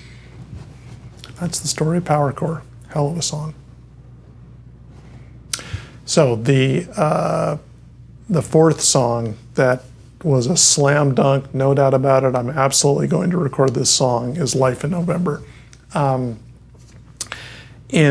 Let's say in May of 1985, somewhere around there, April or May, I got together with 2 guys that I knew from community college, and we had a jam session. I hadn't played with drums and bass in forever, since I was in this garage band when I was 12. And it was heaven. It's one of those things where all 3 of us just got on the same page musically, and we were all going the same place at the same time. And it was just an incredible amount of fun. Life-changing jam for me. I wanted to be in a band with those guys. And I went off to college that summer, and we were going to need songs, right? So I'm off at college. I don't have a whole lot to do other than go to class. So I started writing songs, and I don't know, the first 40 songs that I wrote, they were all really bad, except for this one. This was off the first album that I wrote when I was in Alma. And the other 8 songs off of it are terrible. I wouldn't want to play them for you. But this song I thought was great. And what was great about it was, all the other songs sort of followed the formula. Right. Verse, bridge, chorus, or, 2 verses, bridge, chorus, guitar solo, verse, bridge, chorus, out. This one doesn't follow that structure at all. This is the piece of music that I feel fits. This is the melody that I like. These are the words. It's a long song, 6 minutes long. It doesn't follow any structure. It's just what feels right to me at that time. And I just loved it. And I still love it to this day. I think we did this an incredible amount of justice, and I think it did me a tremendous favor. And really the song is just, it's a little play, and it's act 1, we meet our hero, we meet the protagonist who wants to get back together with his girlfriend. Act 2, he talks to his ex-girlfriend and he's trying to get her to take him back, and she's not having it. Act 3, he changes tactics and says, please stay with me. And they have a discussion, and she relents and takes him back, and in the end they are reconciled. It's the only imaginary love ballad with a happy ending. What was funny about this song, when I showed up, I rehearsed this stuff with Tommy at his house, and I can't remember if I think he was just sort of, trying to get into it. This was, again, a hard song for him to sing because lots of words in a short space. But he was kind of singing low, because he wasn't really, he wasn't really settled on the melody yet. And I thought, since this song starts with 4 verses, wouldn't it be nice if each verse were sort of in a different octave of his voice? And, he was willing to work with us on that, even though that was hard for him to do. Sure. He's not used to singing in that register, and it took a little bit more time to get there. But once it was there, I think that's one of the distinguishing characteristics of the song, is how his voice as the main narrator of the song, because rhythmically, you, Barry, Rich, and I are sort of doing the same thing over and over and over. Right. Kicking ass, you mean? And it's no, that comes in Act 2. But he's the one who's giving it movement and giving it different textures and different characteristics. Him and Rich's tremendous synth work in this song. Right. No, it's really beautiful and rocking. As the song picks up, you hear the intro and it's this nice little song. Right. But at the end, you got some really rocking vocals. You got the band kicking some ass. It just really takes you on a journey. It takes you somewhere, and I really like that aspect of the song. And you even notice, there's different production characters to the voice that you specifically asked for as we were in the final stages of production to change some of the delays and make them sound differently. And, I think all that stuff works. It changes the texture as it goes through and makes it different to the listener. Yeah, I think it drives the point home that it's 3 different. You could call it acts in a play, but it's 3 different completely different emotional perspectives that manage to maintain musical consistency, because where the one phrase ends, the next phrase picks up, I think, logically, emotionally, and of course musically. Rich actually played synth solos over the whole solo section. And my desire was, I kind of wanted Rich and Doug to trade solos. So Rich would take a phrase, Doug would take a phrase. And the reason for that, for me anyway, is contextually, one of them is the guy talking, and the other one is the woman. And I don't know or care who's who. And that was driven home by when we had Doug actually worked out what the harmony was to Rich's original solo. And that's where the man and the woman get on the same page. Right. And even though they're having this animated discussion, that it hints at that reconciliation because they find harmony with one another. Right. And that's, of course, paid off in the last verse of the song, the coda of the song. We went back and forth on Rich and how loudly to mix him. And we were even doing these things where I was just nickel and diming you, because this was all done by email. I was in Dallas and you were mixing this thing here in Tucson, and I emailed you, turn the Rich up another dB, and a dB in a mix like this is not very much at all.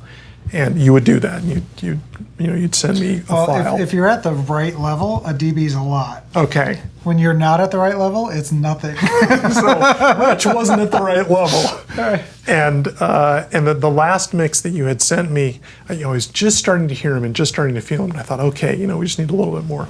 And I actually, came back to Tucson early, and was able to join you for some mixing. And you played me, Life in November, and I'm like, can you turn him up a little bit more? And I don't know why, but you went over there and you turned him up 5 dB, which is a ton.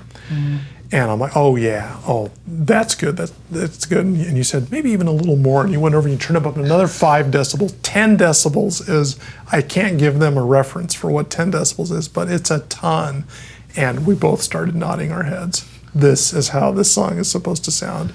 That for me is Rich's song. He completely took the song over, and I am never happier to relinquish being, the centerpiece rhythm to being a supporting instrument in the rhythm, because he just absolutely makes that song happen. Yeah, and it just brings a point up of like, for me, when I originally mixed the song, I was thinking it was a guitar song. It was a guitar song. And so guitars had priority. Keyboards were background information, and rightfully holding its own place. Mm-hmm.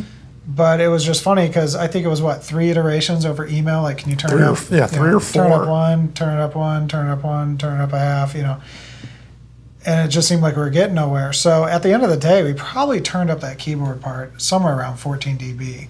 And that's somewhere around 4 times as loud as it originally was, which, that's way off. That's way outside the window, right?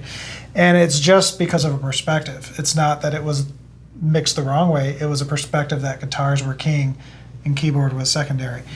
So it's kind of funny to see those roles shift, and all of a sudden, bam, that was the sound that we were going for, and that became, the new. And I don't think we actually changed the guitars. They stayed where they were. We just made the keyboards more prominent. Yep. And it really worked out nice. Yeah, because literally the guitars just keep playing the same thing over and over and over. I add, we add guitars and I fret the chords in different positions, but it's still the do do do do do do do do do do do. It's, and I one of my things is I don't want the listener to hear the same thing the same way, literally more than once. Right. And Tommy, and part of that was masked by the fact that Tommy keeps singing a different vocal melody and he adds harmonies. But some of the stuff Rich was doing, made that work for me and disguised the fact that I'm playing the same thing the same way for 4 straight verses. And I think that's why I wanted to give him that prominence and let me support him rather than the other way around. And fortunately, what he came up with was so good that it worked to perfection. It really surprised me, his approach to bass in that midsection, the "No, don't you leave me hungry," because I'm playing an A, a C, and a D, and Barry just held down an A over the whole thing. Dun, dun, dun, dun, dun, dun, dun, dun, dun. He lets the guitars harmonize to the bass. Right. It's very effective, and I don't. But that's not usually his approach. He's not usually. Yeah, that's not normally his role. And I wish I had asked him what was it that made him decide I'm just going to stay here and I'm going to let the guitars and keys harmonize to what I'm doing rather than all harmonize to what they're doing. Well, one of the things when I worked with him is, for your projects, he's moving around a lot. But a lot of his own projects and working with bands like, Doc and Ted Nugent and stuff like that, a lot of those bands really just hold down the low end. Yeah. They have moments of brilliance and stuff like that. But for the most part, that bass player is just, we always call it the Michael Anthony role, That's him. Where they're pushed in a box. But even on his own solo albums, which I've worked on with him being a drummer, he simplifies the bass a lot and lets certain other things go on. So your experience with some of his playing might not be, you don't hear that often, but it's part of his toolbox that he uses on purpose.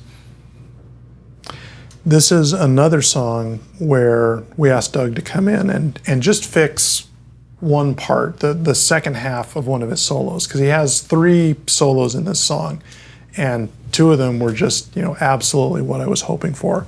And one of them, I just thought he could take it up another notch. What he played wasn't bad, but I thought he could raise it a little bit. And the thing about working with Doug is if you give him 1 song or 2 songs to go prep, and he goes home and he listens to them and he gets comfortable with them, he comes in ready to kick ass and take names. And that's exactly what he did in this song. It's a really, really good representative of his playing, I think. It's a little bit showy, not inappropriately, but it's fast, it's got attitude, it's very fluid. I loved it. Tommy and I both loved it the second that we heard that. So kudos to Doug for a job very well done. This song is my second favorite song on the whole album. Absolutely love it. It was it was something of an afterthought. It was actually not the first song that I chose from the album that it was taken from, which happened to be the last album that I wrote all on my own until many years later.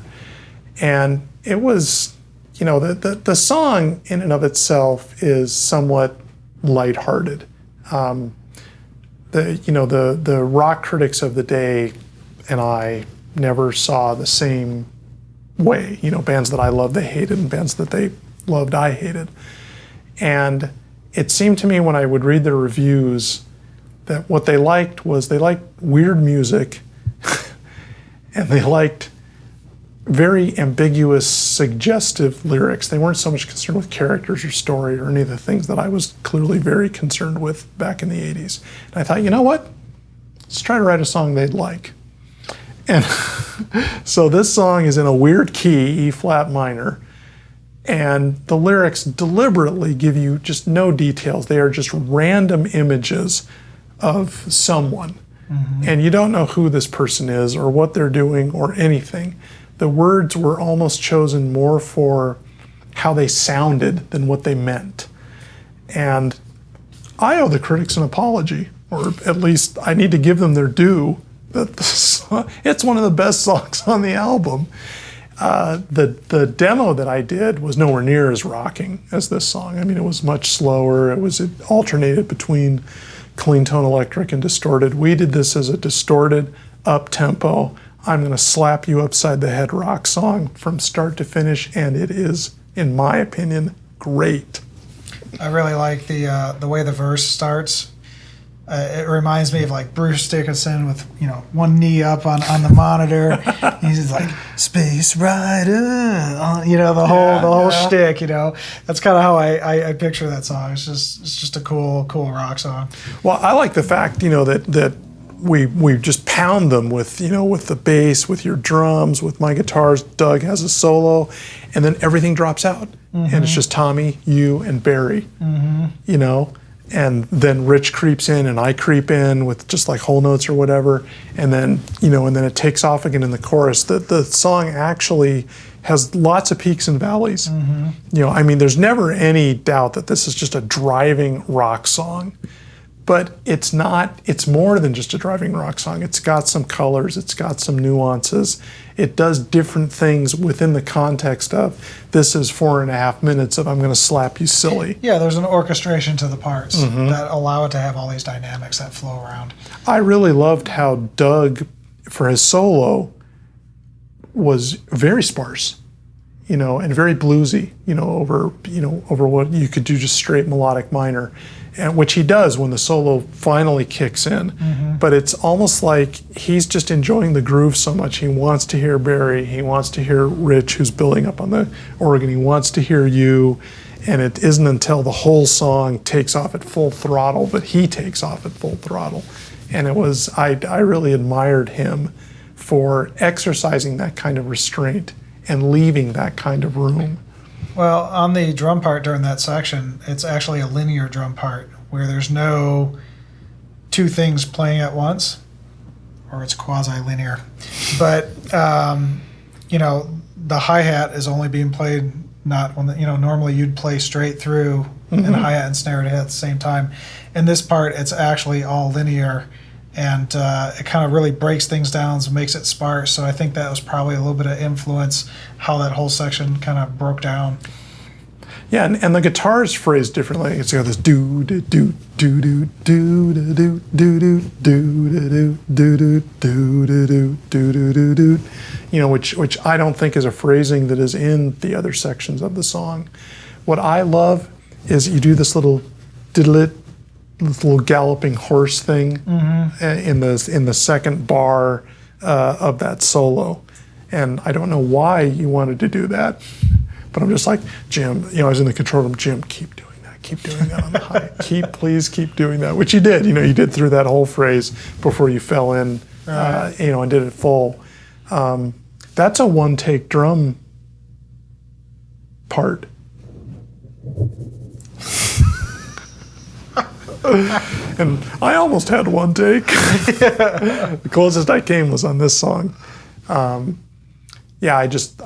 just love it. That song is an example of the melody that I gave Tommy, disappeared. I think he sings it, I think the Space Rider on Loan, I think that's what I did.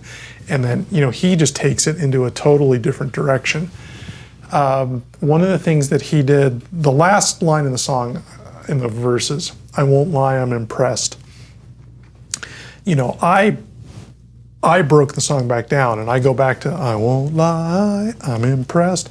Tommy belts that thing, and makes it this, it's almost like he's scoffing at the person, I won't lie, I'm impressed. And, and it's clear that, he means the exact opposite of what the words are. They're completely sarcastic.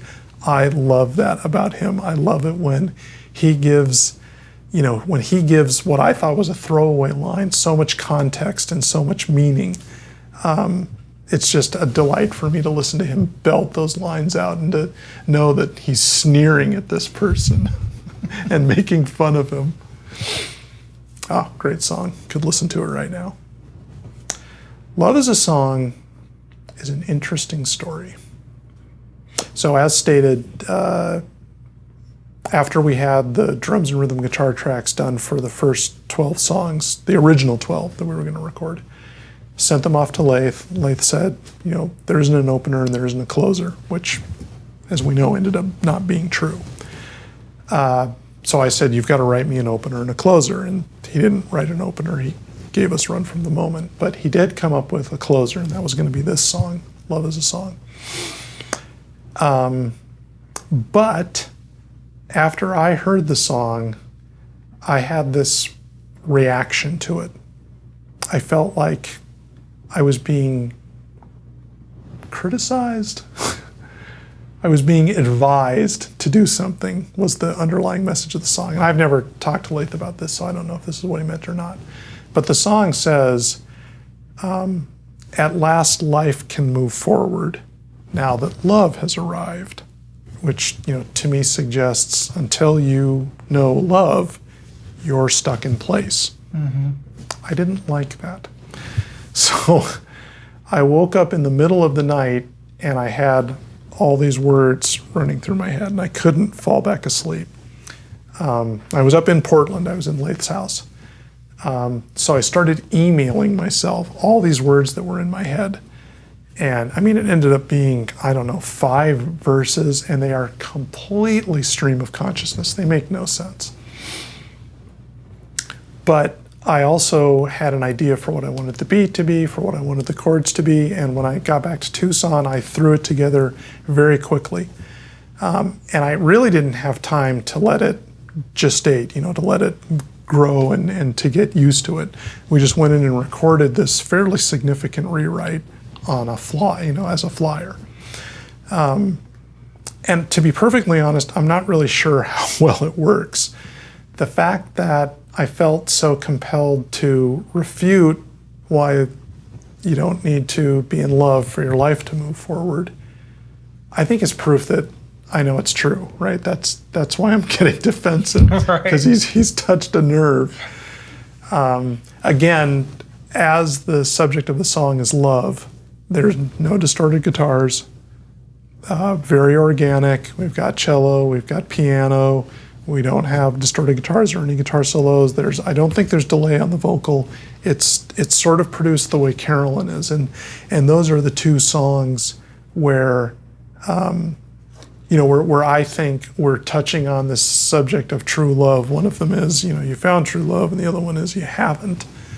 And it sort of has that feel to it, that organic. We're not dealing in manipulation or deception or any of this stuff. We're dealing with real feelings for real people, and they stand on their own. Once again, Tommy takes all that stuff that's in the midsection that is so stream of consciousness and abstract. He somehow gets totally into character for that. And he takes a line like, "This is the song that I wrote. This is my song for you." And he sings it like his life depends on it, and that's such an incredible asset when he brings belief and conviction to the song that I didn't even think it had. to begin with. The one thing about this song that stands out to me is it's got this swing beat, in the middle, doom da doom da doom da doom da doom da doom. And when I played rhythm guitar, I couldn't sync up to your drums, which of course was your fault, right? Not mine. Right. No other musician, Barry, Rich, Tommy, Michael, nobody ever complained about the beat that's in that song. So I think it's pretty clear who was having trouble. But I remember that what you actually ended up doing, I was playing to the click, at least as near as I could play the click. And you said when you just moved it a little bit, then it fell right into place. Yeah, you're almost ahead of the beat. Yeah, a little ahead of the beat, right. Yeah. And, and it turned out that we should have just turned the click off. I think if I'd just been playing to the drums, would have been fine. And probably that's the story of what made everybody else successful, was they probably didn't have the click on. They're just playing to the drums. Or I just suck, I'd only had a week to play that song, and it wasn't ingrained into my muscle memory, or it wasn't, whatever the thing is. What do you think of the song? This song, I think for me is kind of what you were talking about with Tommy, that it becomes this amazing vocal performance that glues the whole song together. And the range, he stretches all over the place to make this happen, and brings the emotion to it that maybe wasn't there. Yeah, it wasn't there. And and that's a big thing for vocalists to come in. When you hire someone that hasn't written the songs themselves to emotionally connect to something, that's a talent in itself. I've hired phenomenal vocalists to come in and work on somebody else's project, and it's the most awful performance you ever heard because they can't connect. Yeah, they can't connect. They just don't get it. They're there for a paycheck. They don't. You know what I mean? Right, They're not dialed into it. They're not connected. And so for him to come through and take a song like that and just put these amazing, long notes and high notes and all these things that just emotionally take that to another place, it's just an amazing feat, actually, and such an asset to the project. Yeah. No, as I listen to the song, which I like. I think the song works, but it's Tommy definitely pushes it over the top, and so does Michael. Who comes in with those that string trio, I would want to say, where he's playing three different parts on the cello on probably three different strings, and he's just filling out the chord and just giving it that foundation and that nuance that it needs in order to work. Yeah, and even though this is somewhat of a swing ballad or whatever, it's still crash. What was it? Crash and burn. Is that what he says towards the end? And we all pause, and then it kicks back in. Dun, dun, dun, dun, dun. Yeah. That is such a cool peak moment of the song. So even though it's somewhat of a I don't know if you want to call it a ballad, but this mellow song, we've always seemed to be able to create these crescendos that give these songs a little bit of oomph or a punchline, at the end or 3/4 of the way through the song to make sure that each song has an extreme amount of dynamics instead of just being the ballad right all the way through and snooze fest, if you will. This was also, I think, the only song where the tempo changes. So the whole first, minute of the song is one beat, and then it speeds up for the zhuzhung, zhung, zhuzhung, zhung. That was a struggle zhuzhung. for us. Yeah, that was a struggle for. For a while we had either 2 or 3 tempos, and then we couldn't get it to work, and we were kind of fighting it and all this stuff, and then finally we found the right tempo, and then we had to rebuild the intro to that tempo, and but that's part of the search and find, and part of the procedure of making it the best it could be is giving it the time that it needs to develop in the way it should develop. Yeah, and it was almost more insight into what it would be like if we were just recording an album from scratch, where these wouldn't be songs that I've known for 30 years, but rather this is something that we just wrote last week, and we're trying to figure out if it's going to work, and there aren't any rules, and there aren't any, it's got to go here and it's got to do this and it's got to feel like that. It's more like, well, what if it went here? Or what if it did this? Or what feels right? Right. This putting this song together was based a lot more on what's going to feel right, because there wasn't that strong identity of what the song was. It was an outline or a rough draft that we had a lot of license to change. And I know you have a lot of solid ideas, especially with the older songs that have been written for so long. However, I think we always know that if it's not working, we move to something else. We always find a way to, like, all right, yes, this is the idea that's been solidified in my brain for 30 years, but here's something new that works better, and we're okay to go do that. As long as it doesn't change the whole vision of what the song is supposed to be about. We've always had that ability to kind of morph and move what we need to get the job done the way it needs to be done. Mm-hmm. Again, one of the fun things about these albums. Mm-hmm. The last song on the album proper is Lights of Home, which is one of the songs that we picked originally. It was one of the first 12. This again was an improvisation. This is from that jam session that Charles, Travis, and I had that just made me fall in love with music and with the idea of being in a band and playing. But it was, for that reason, it's the same chord change for 5 minutes. And I couldn't figure out how to rearrange the guitar part or rearrange the vocals so that it didn't feel like it was staying in the same place all the time. So my idea was, let all the other musicians do stuff wildly differently and let me just be almost this metronome guitar part that is just playing the same thing over and over and over, and let each one of you do something different, especially starting with you and the drum part, where I definitely wanted you to play around the beat, because I am just absolutely playing to the 8th note or 16th note or the 8th note or whatever it is. I wanted you to find something in between.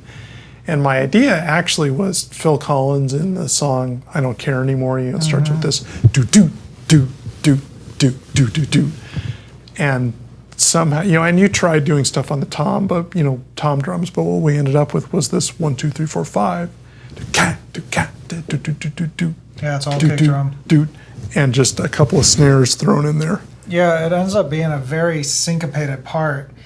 And as the song progresses, you've mentioned earlier that you think that I go into a regular beat, but I never do. The syncopated beat goes through the whole song. It's very almost industrial, mechanical, loopish type of sound.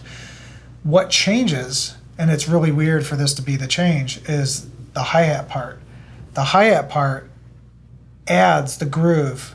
And you would never think that's the groove, but the syncopation of the kick drum and snare stays throughout the whole song, and it's the way the hi-hat and the cymbals are playing that change it to a flow.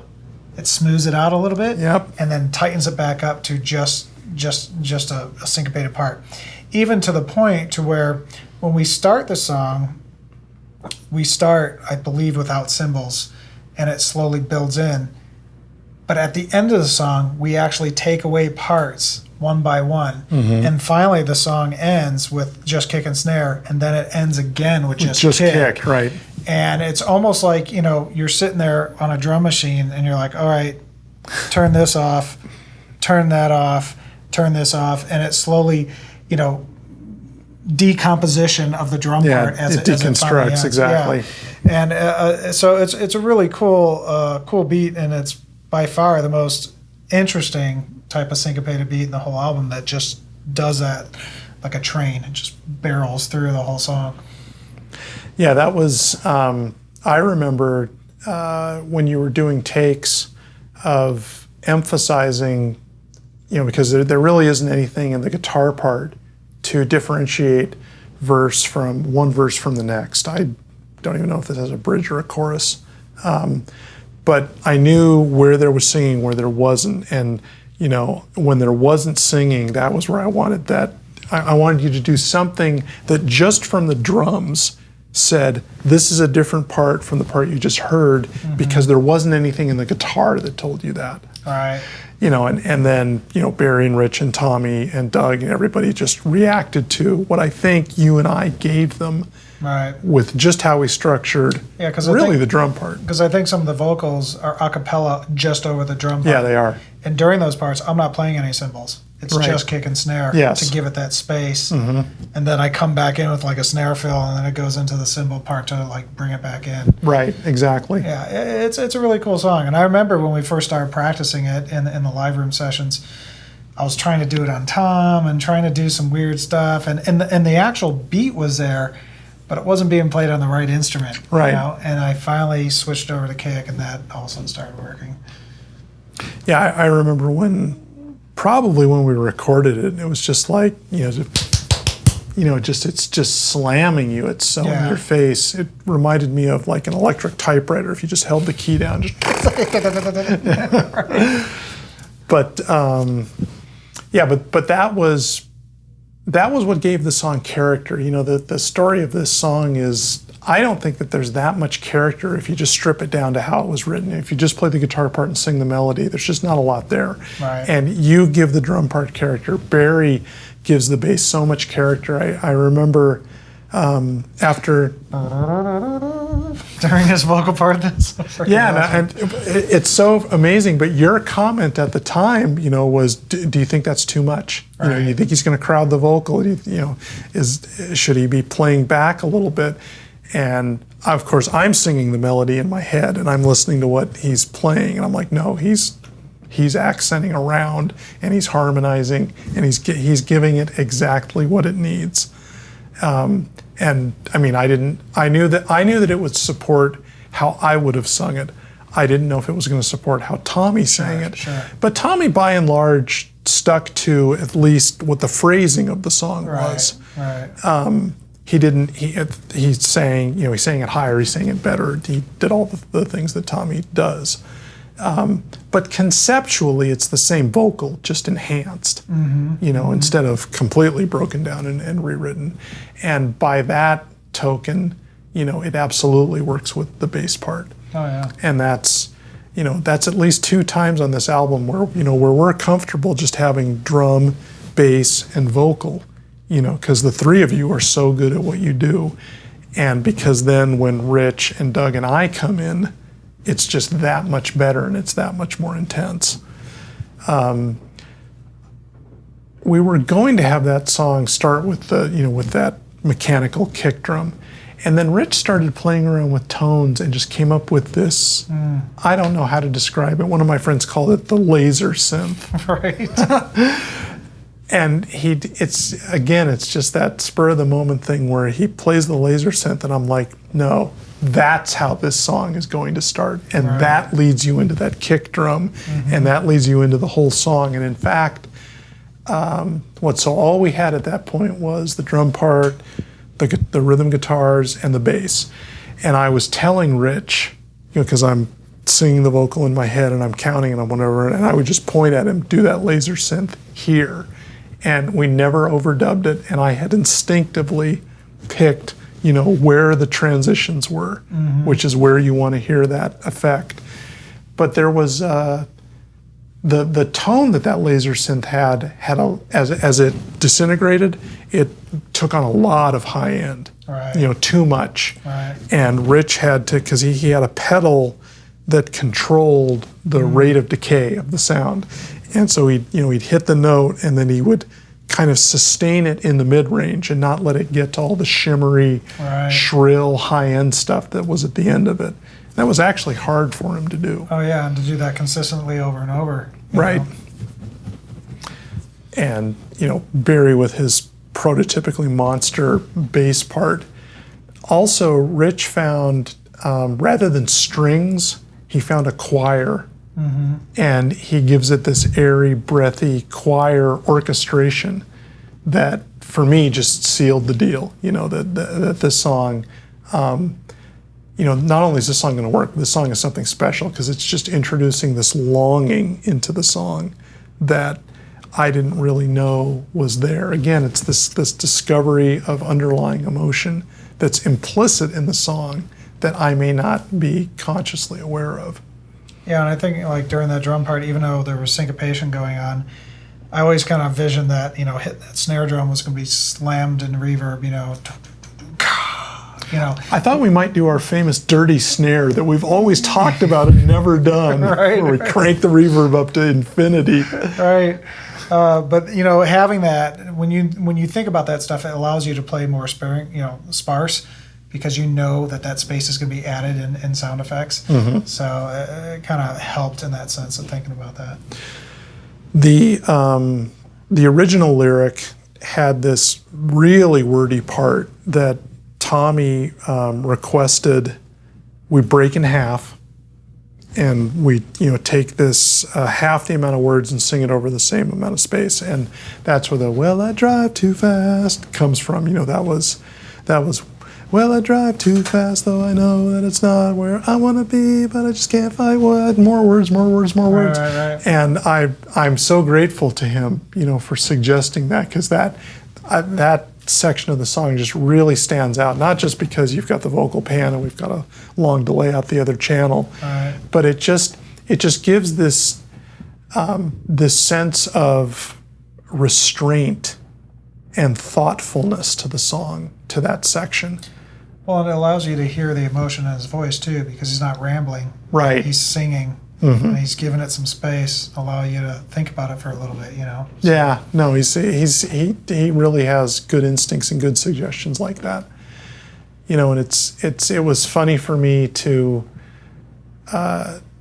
watch those DVDs of that day where we're talking about arranging the drum parts, and we're talking about let's pull the cymbal out, let's pull the snare out. Yeah. Almost like we're leading into, this is going to be the last song on the album, right? Everyone's walking off the stage type Right. thing, and that's why it shouldn't have. It did surprise me, but it shouldn't have surprised me when it turned out that song was the rightful closer, to the album. That's the last song that you want to hear. I remember emailing Rich an MP3 of that song, and he just absolutely loved how that song ended.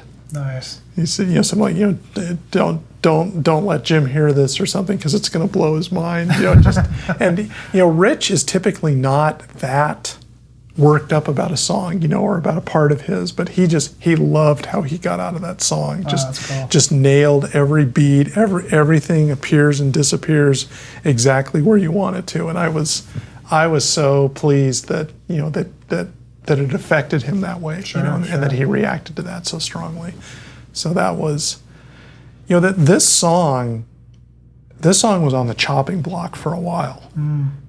Really wasn't sure that it was going to stay. I would say after Rich played, so even after you and this great drum part was in there, and the guitars were in it, and even after Barry with this tremendous bass that he gives the song, it still wasn't on sure footing. It really wasn't until Rich came in there and added the laser, added his piano sprinkles, and added that choir, that breathy choir, that no, this is really starting to take shape, and there are other songs that aren't as successful as this one. And then when Tommy sang it, he did a terrific job. But who seals this song for me is Doug. I just love the swells. I mean, even in rehearsal, when I was ready to abandon that song, Right. He was already one of the playing things those that pulled me back in was he already heard and felt that. He Right. wasn't soloing. He was looking at what I was playing, figuring out what the chords were, and he was orchestrating what he wanted the guitar to do. And he had all this reverb on it, all this delay, and was just doing the thing with the sound knob and letting it float in and float out. And I think to some level, I reacted to that and said, no, when I'm playing this really repetitious rhythm and he's clarifying it and amplifying it like that, Right. it works. Right. And then those two solos that he gives it are just, I don't know, are those his finest moment on guitar on the whole album? Maybe. I would say that those are my two favorite moments of his on the guitar. Mm-hmm. So yeah, it's the story of this song, I would say, is you guys just took everything else to this other level, and I'm just sitting down. I'm the metronome, you know. Holding down the I'm the fort. kick and the snare, and you guys, you know, get the chance to go out there and work your magic, and that's what this song and that's what this album is about for me, magic. So Shot Down. If I were to tell you why I picked Shot Down, it's because it was the most likely hit. It was, it's just straight 80s rock structure. And I found that the hardest thing to do, literally, is to write something that is catchy and accessible and conventional that hasn't been done 100 million times before. Mm-hmm. And I think this song came as close as I could. And if what I'm going to use as the defining characteristic of the song is that it was the song that I thought was most likely to be heard on the radio, right, when that isn't something that I would say about any of the other 12 songs, it becomes clear why this one didn't fit. Mm-hmm. So that's why it's a bonus track. But we made it a bonus track because, boy, was this a fun song to play and record. Oh, yeah. It was Tommy's, I'm going to say it, I think this is Tommy's best vocal. Oh, yeah. Yeah. Yeah, for me, it was a great song to spend a lot of time with Barry, not as a bass player, but like doing the vocals and the group vocals. Wasn't that fun? What a great idea. You and Tommy both had that idea, and I was completely not in that space at all. Oh, really? I mean, it sounded cheesy and, you know, corny to me. Right. And, you know, but sometimes... That's commercialism. Yes, you're right. But we went ahead and, you know, and sang the parts, and then I just love the looks on our faces when we hear that. We all just love it. You know, there's just no way around it. That, yes, you and Tommy were right. I bow to your wisdom. That's one of many things that just makes that song so much fun. Your huge tom hit that's in there, do. Right. Love it. Barry sliding down the doom. Yeah. I mean, I can just go through that whole song and just say everything about this song is fun. Yeah, it's almost like it's a commercial hit in a sense for that type of song, but it has all these little extra nuances in it that are almost like a sense of prog pushing into a regular radio rock song, you know? Maybe. I wouldn't have termed it prog. But just the playing ability. But it's not your by the numbers generic throwaway 80s hit. It's got some little things in it. Mm-hmm. I agree that's why I had to have it on the album. It had to be a bonus. It's too good. The vocal's too good. Your drumming is too good. I love my rhythm part. Love it. Right. You know, that whole thing about how it, you know, when we recorded it, the rhythm guitars the first time, they were all distorted guitars. And then I thought, no, you know, the way this song started, even on my demo, it started clean tone and then went distorted after the first verse. Mm-hmm. Let's try it, you know, and recorded it and listened to it, and baby. there were a bunch of baby moments in it, including, you know, Rich's little keyboard descending theme in F minor, F sharp minor, that ended up being, you know, Doug recorded a guitar solo, and again, I just thought that bar could be raised a little bit. And Doug comes back and listens to the song, here's that little keyboard thing that Rich plays, and bases his main solo in that key, and all of a sudden it works. Right. Even all those, he does a bunch of noodling, Doug does a bunch of noodling over the last, you know, the outro of the song. And I asked you to take it out and then listen to the mix, and it didn't work without it. Mm-hmm. Got to put it back in, just lower it a little bit. So it's like the same volume as the backing vocals, and then when the main solo kicks in the outro, then turn it up more to lead guitar volume. And just, I don't know, just everything about that song, it just works, and I just like it. I wish it were something more than a hit with prog overtones.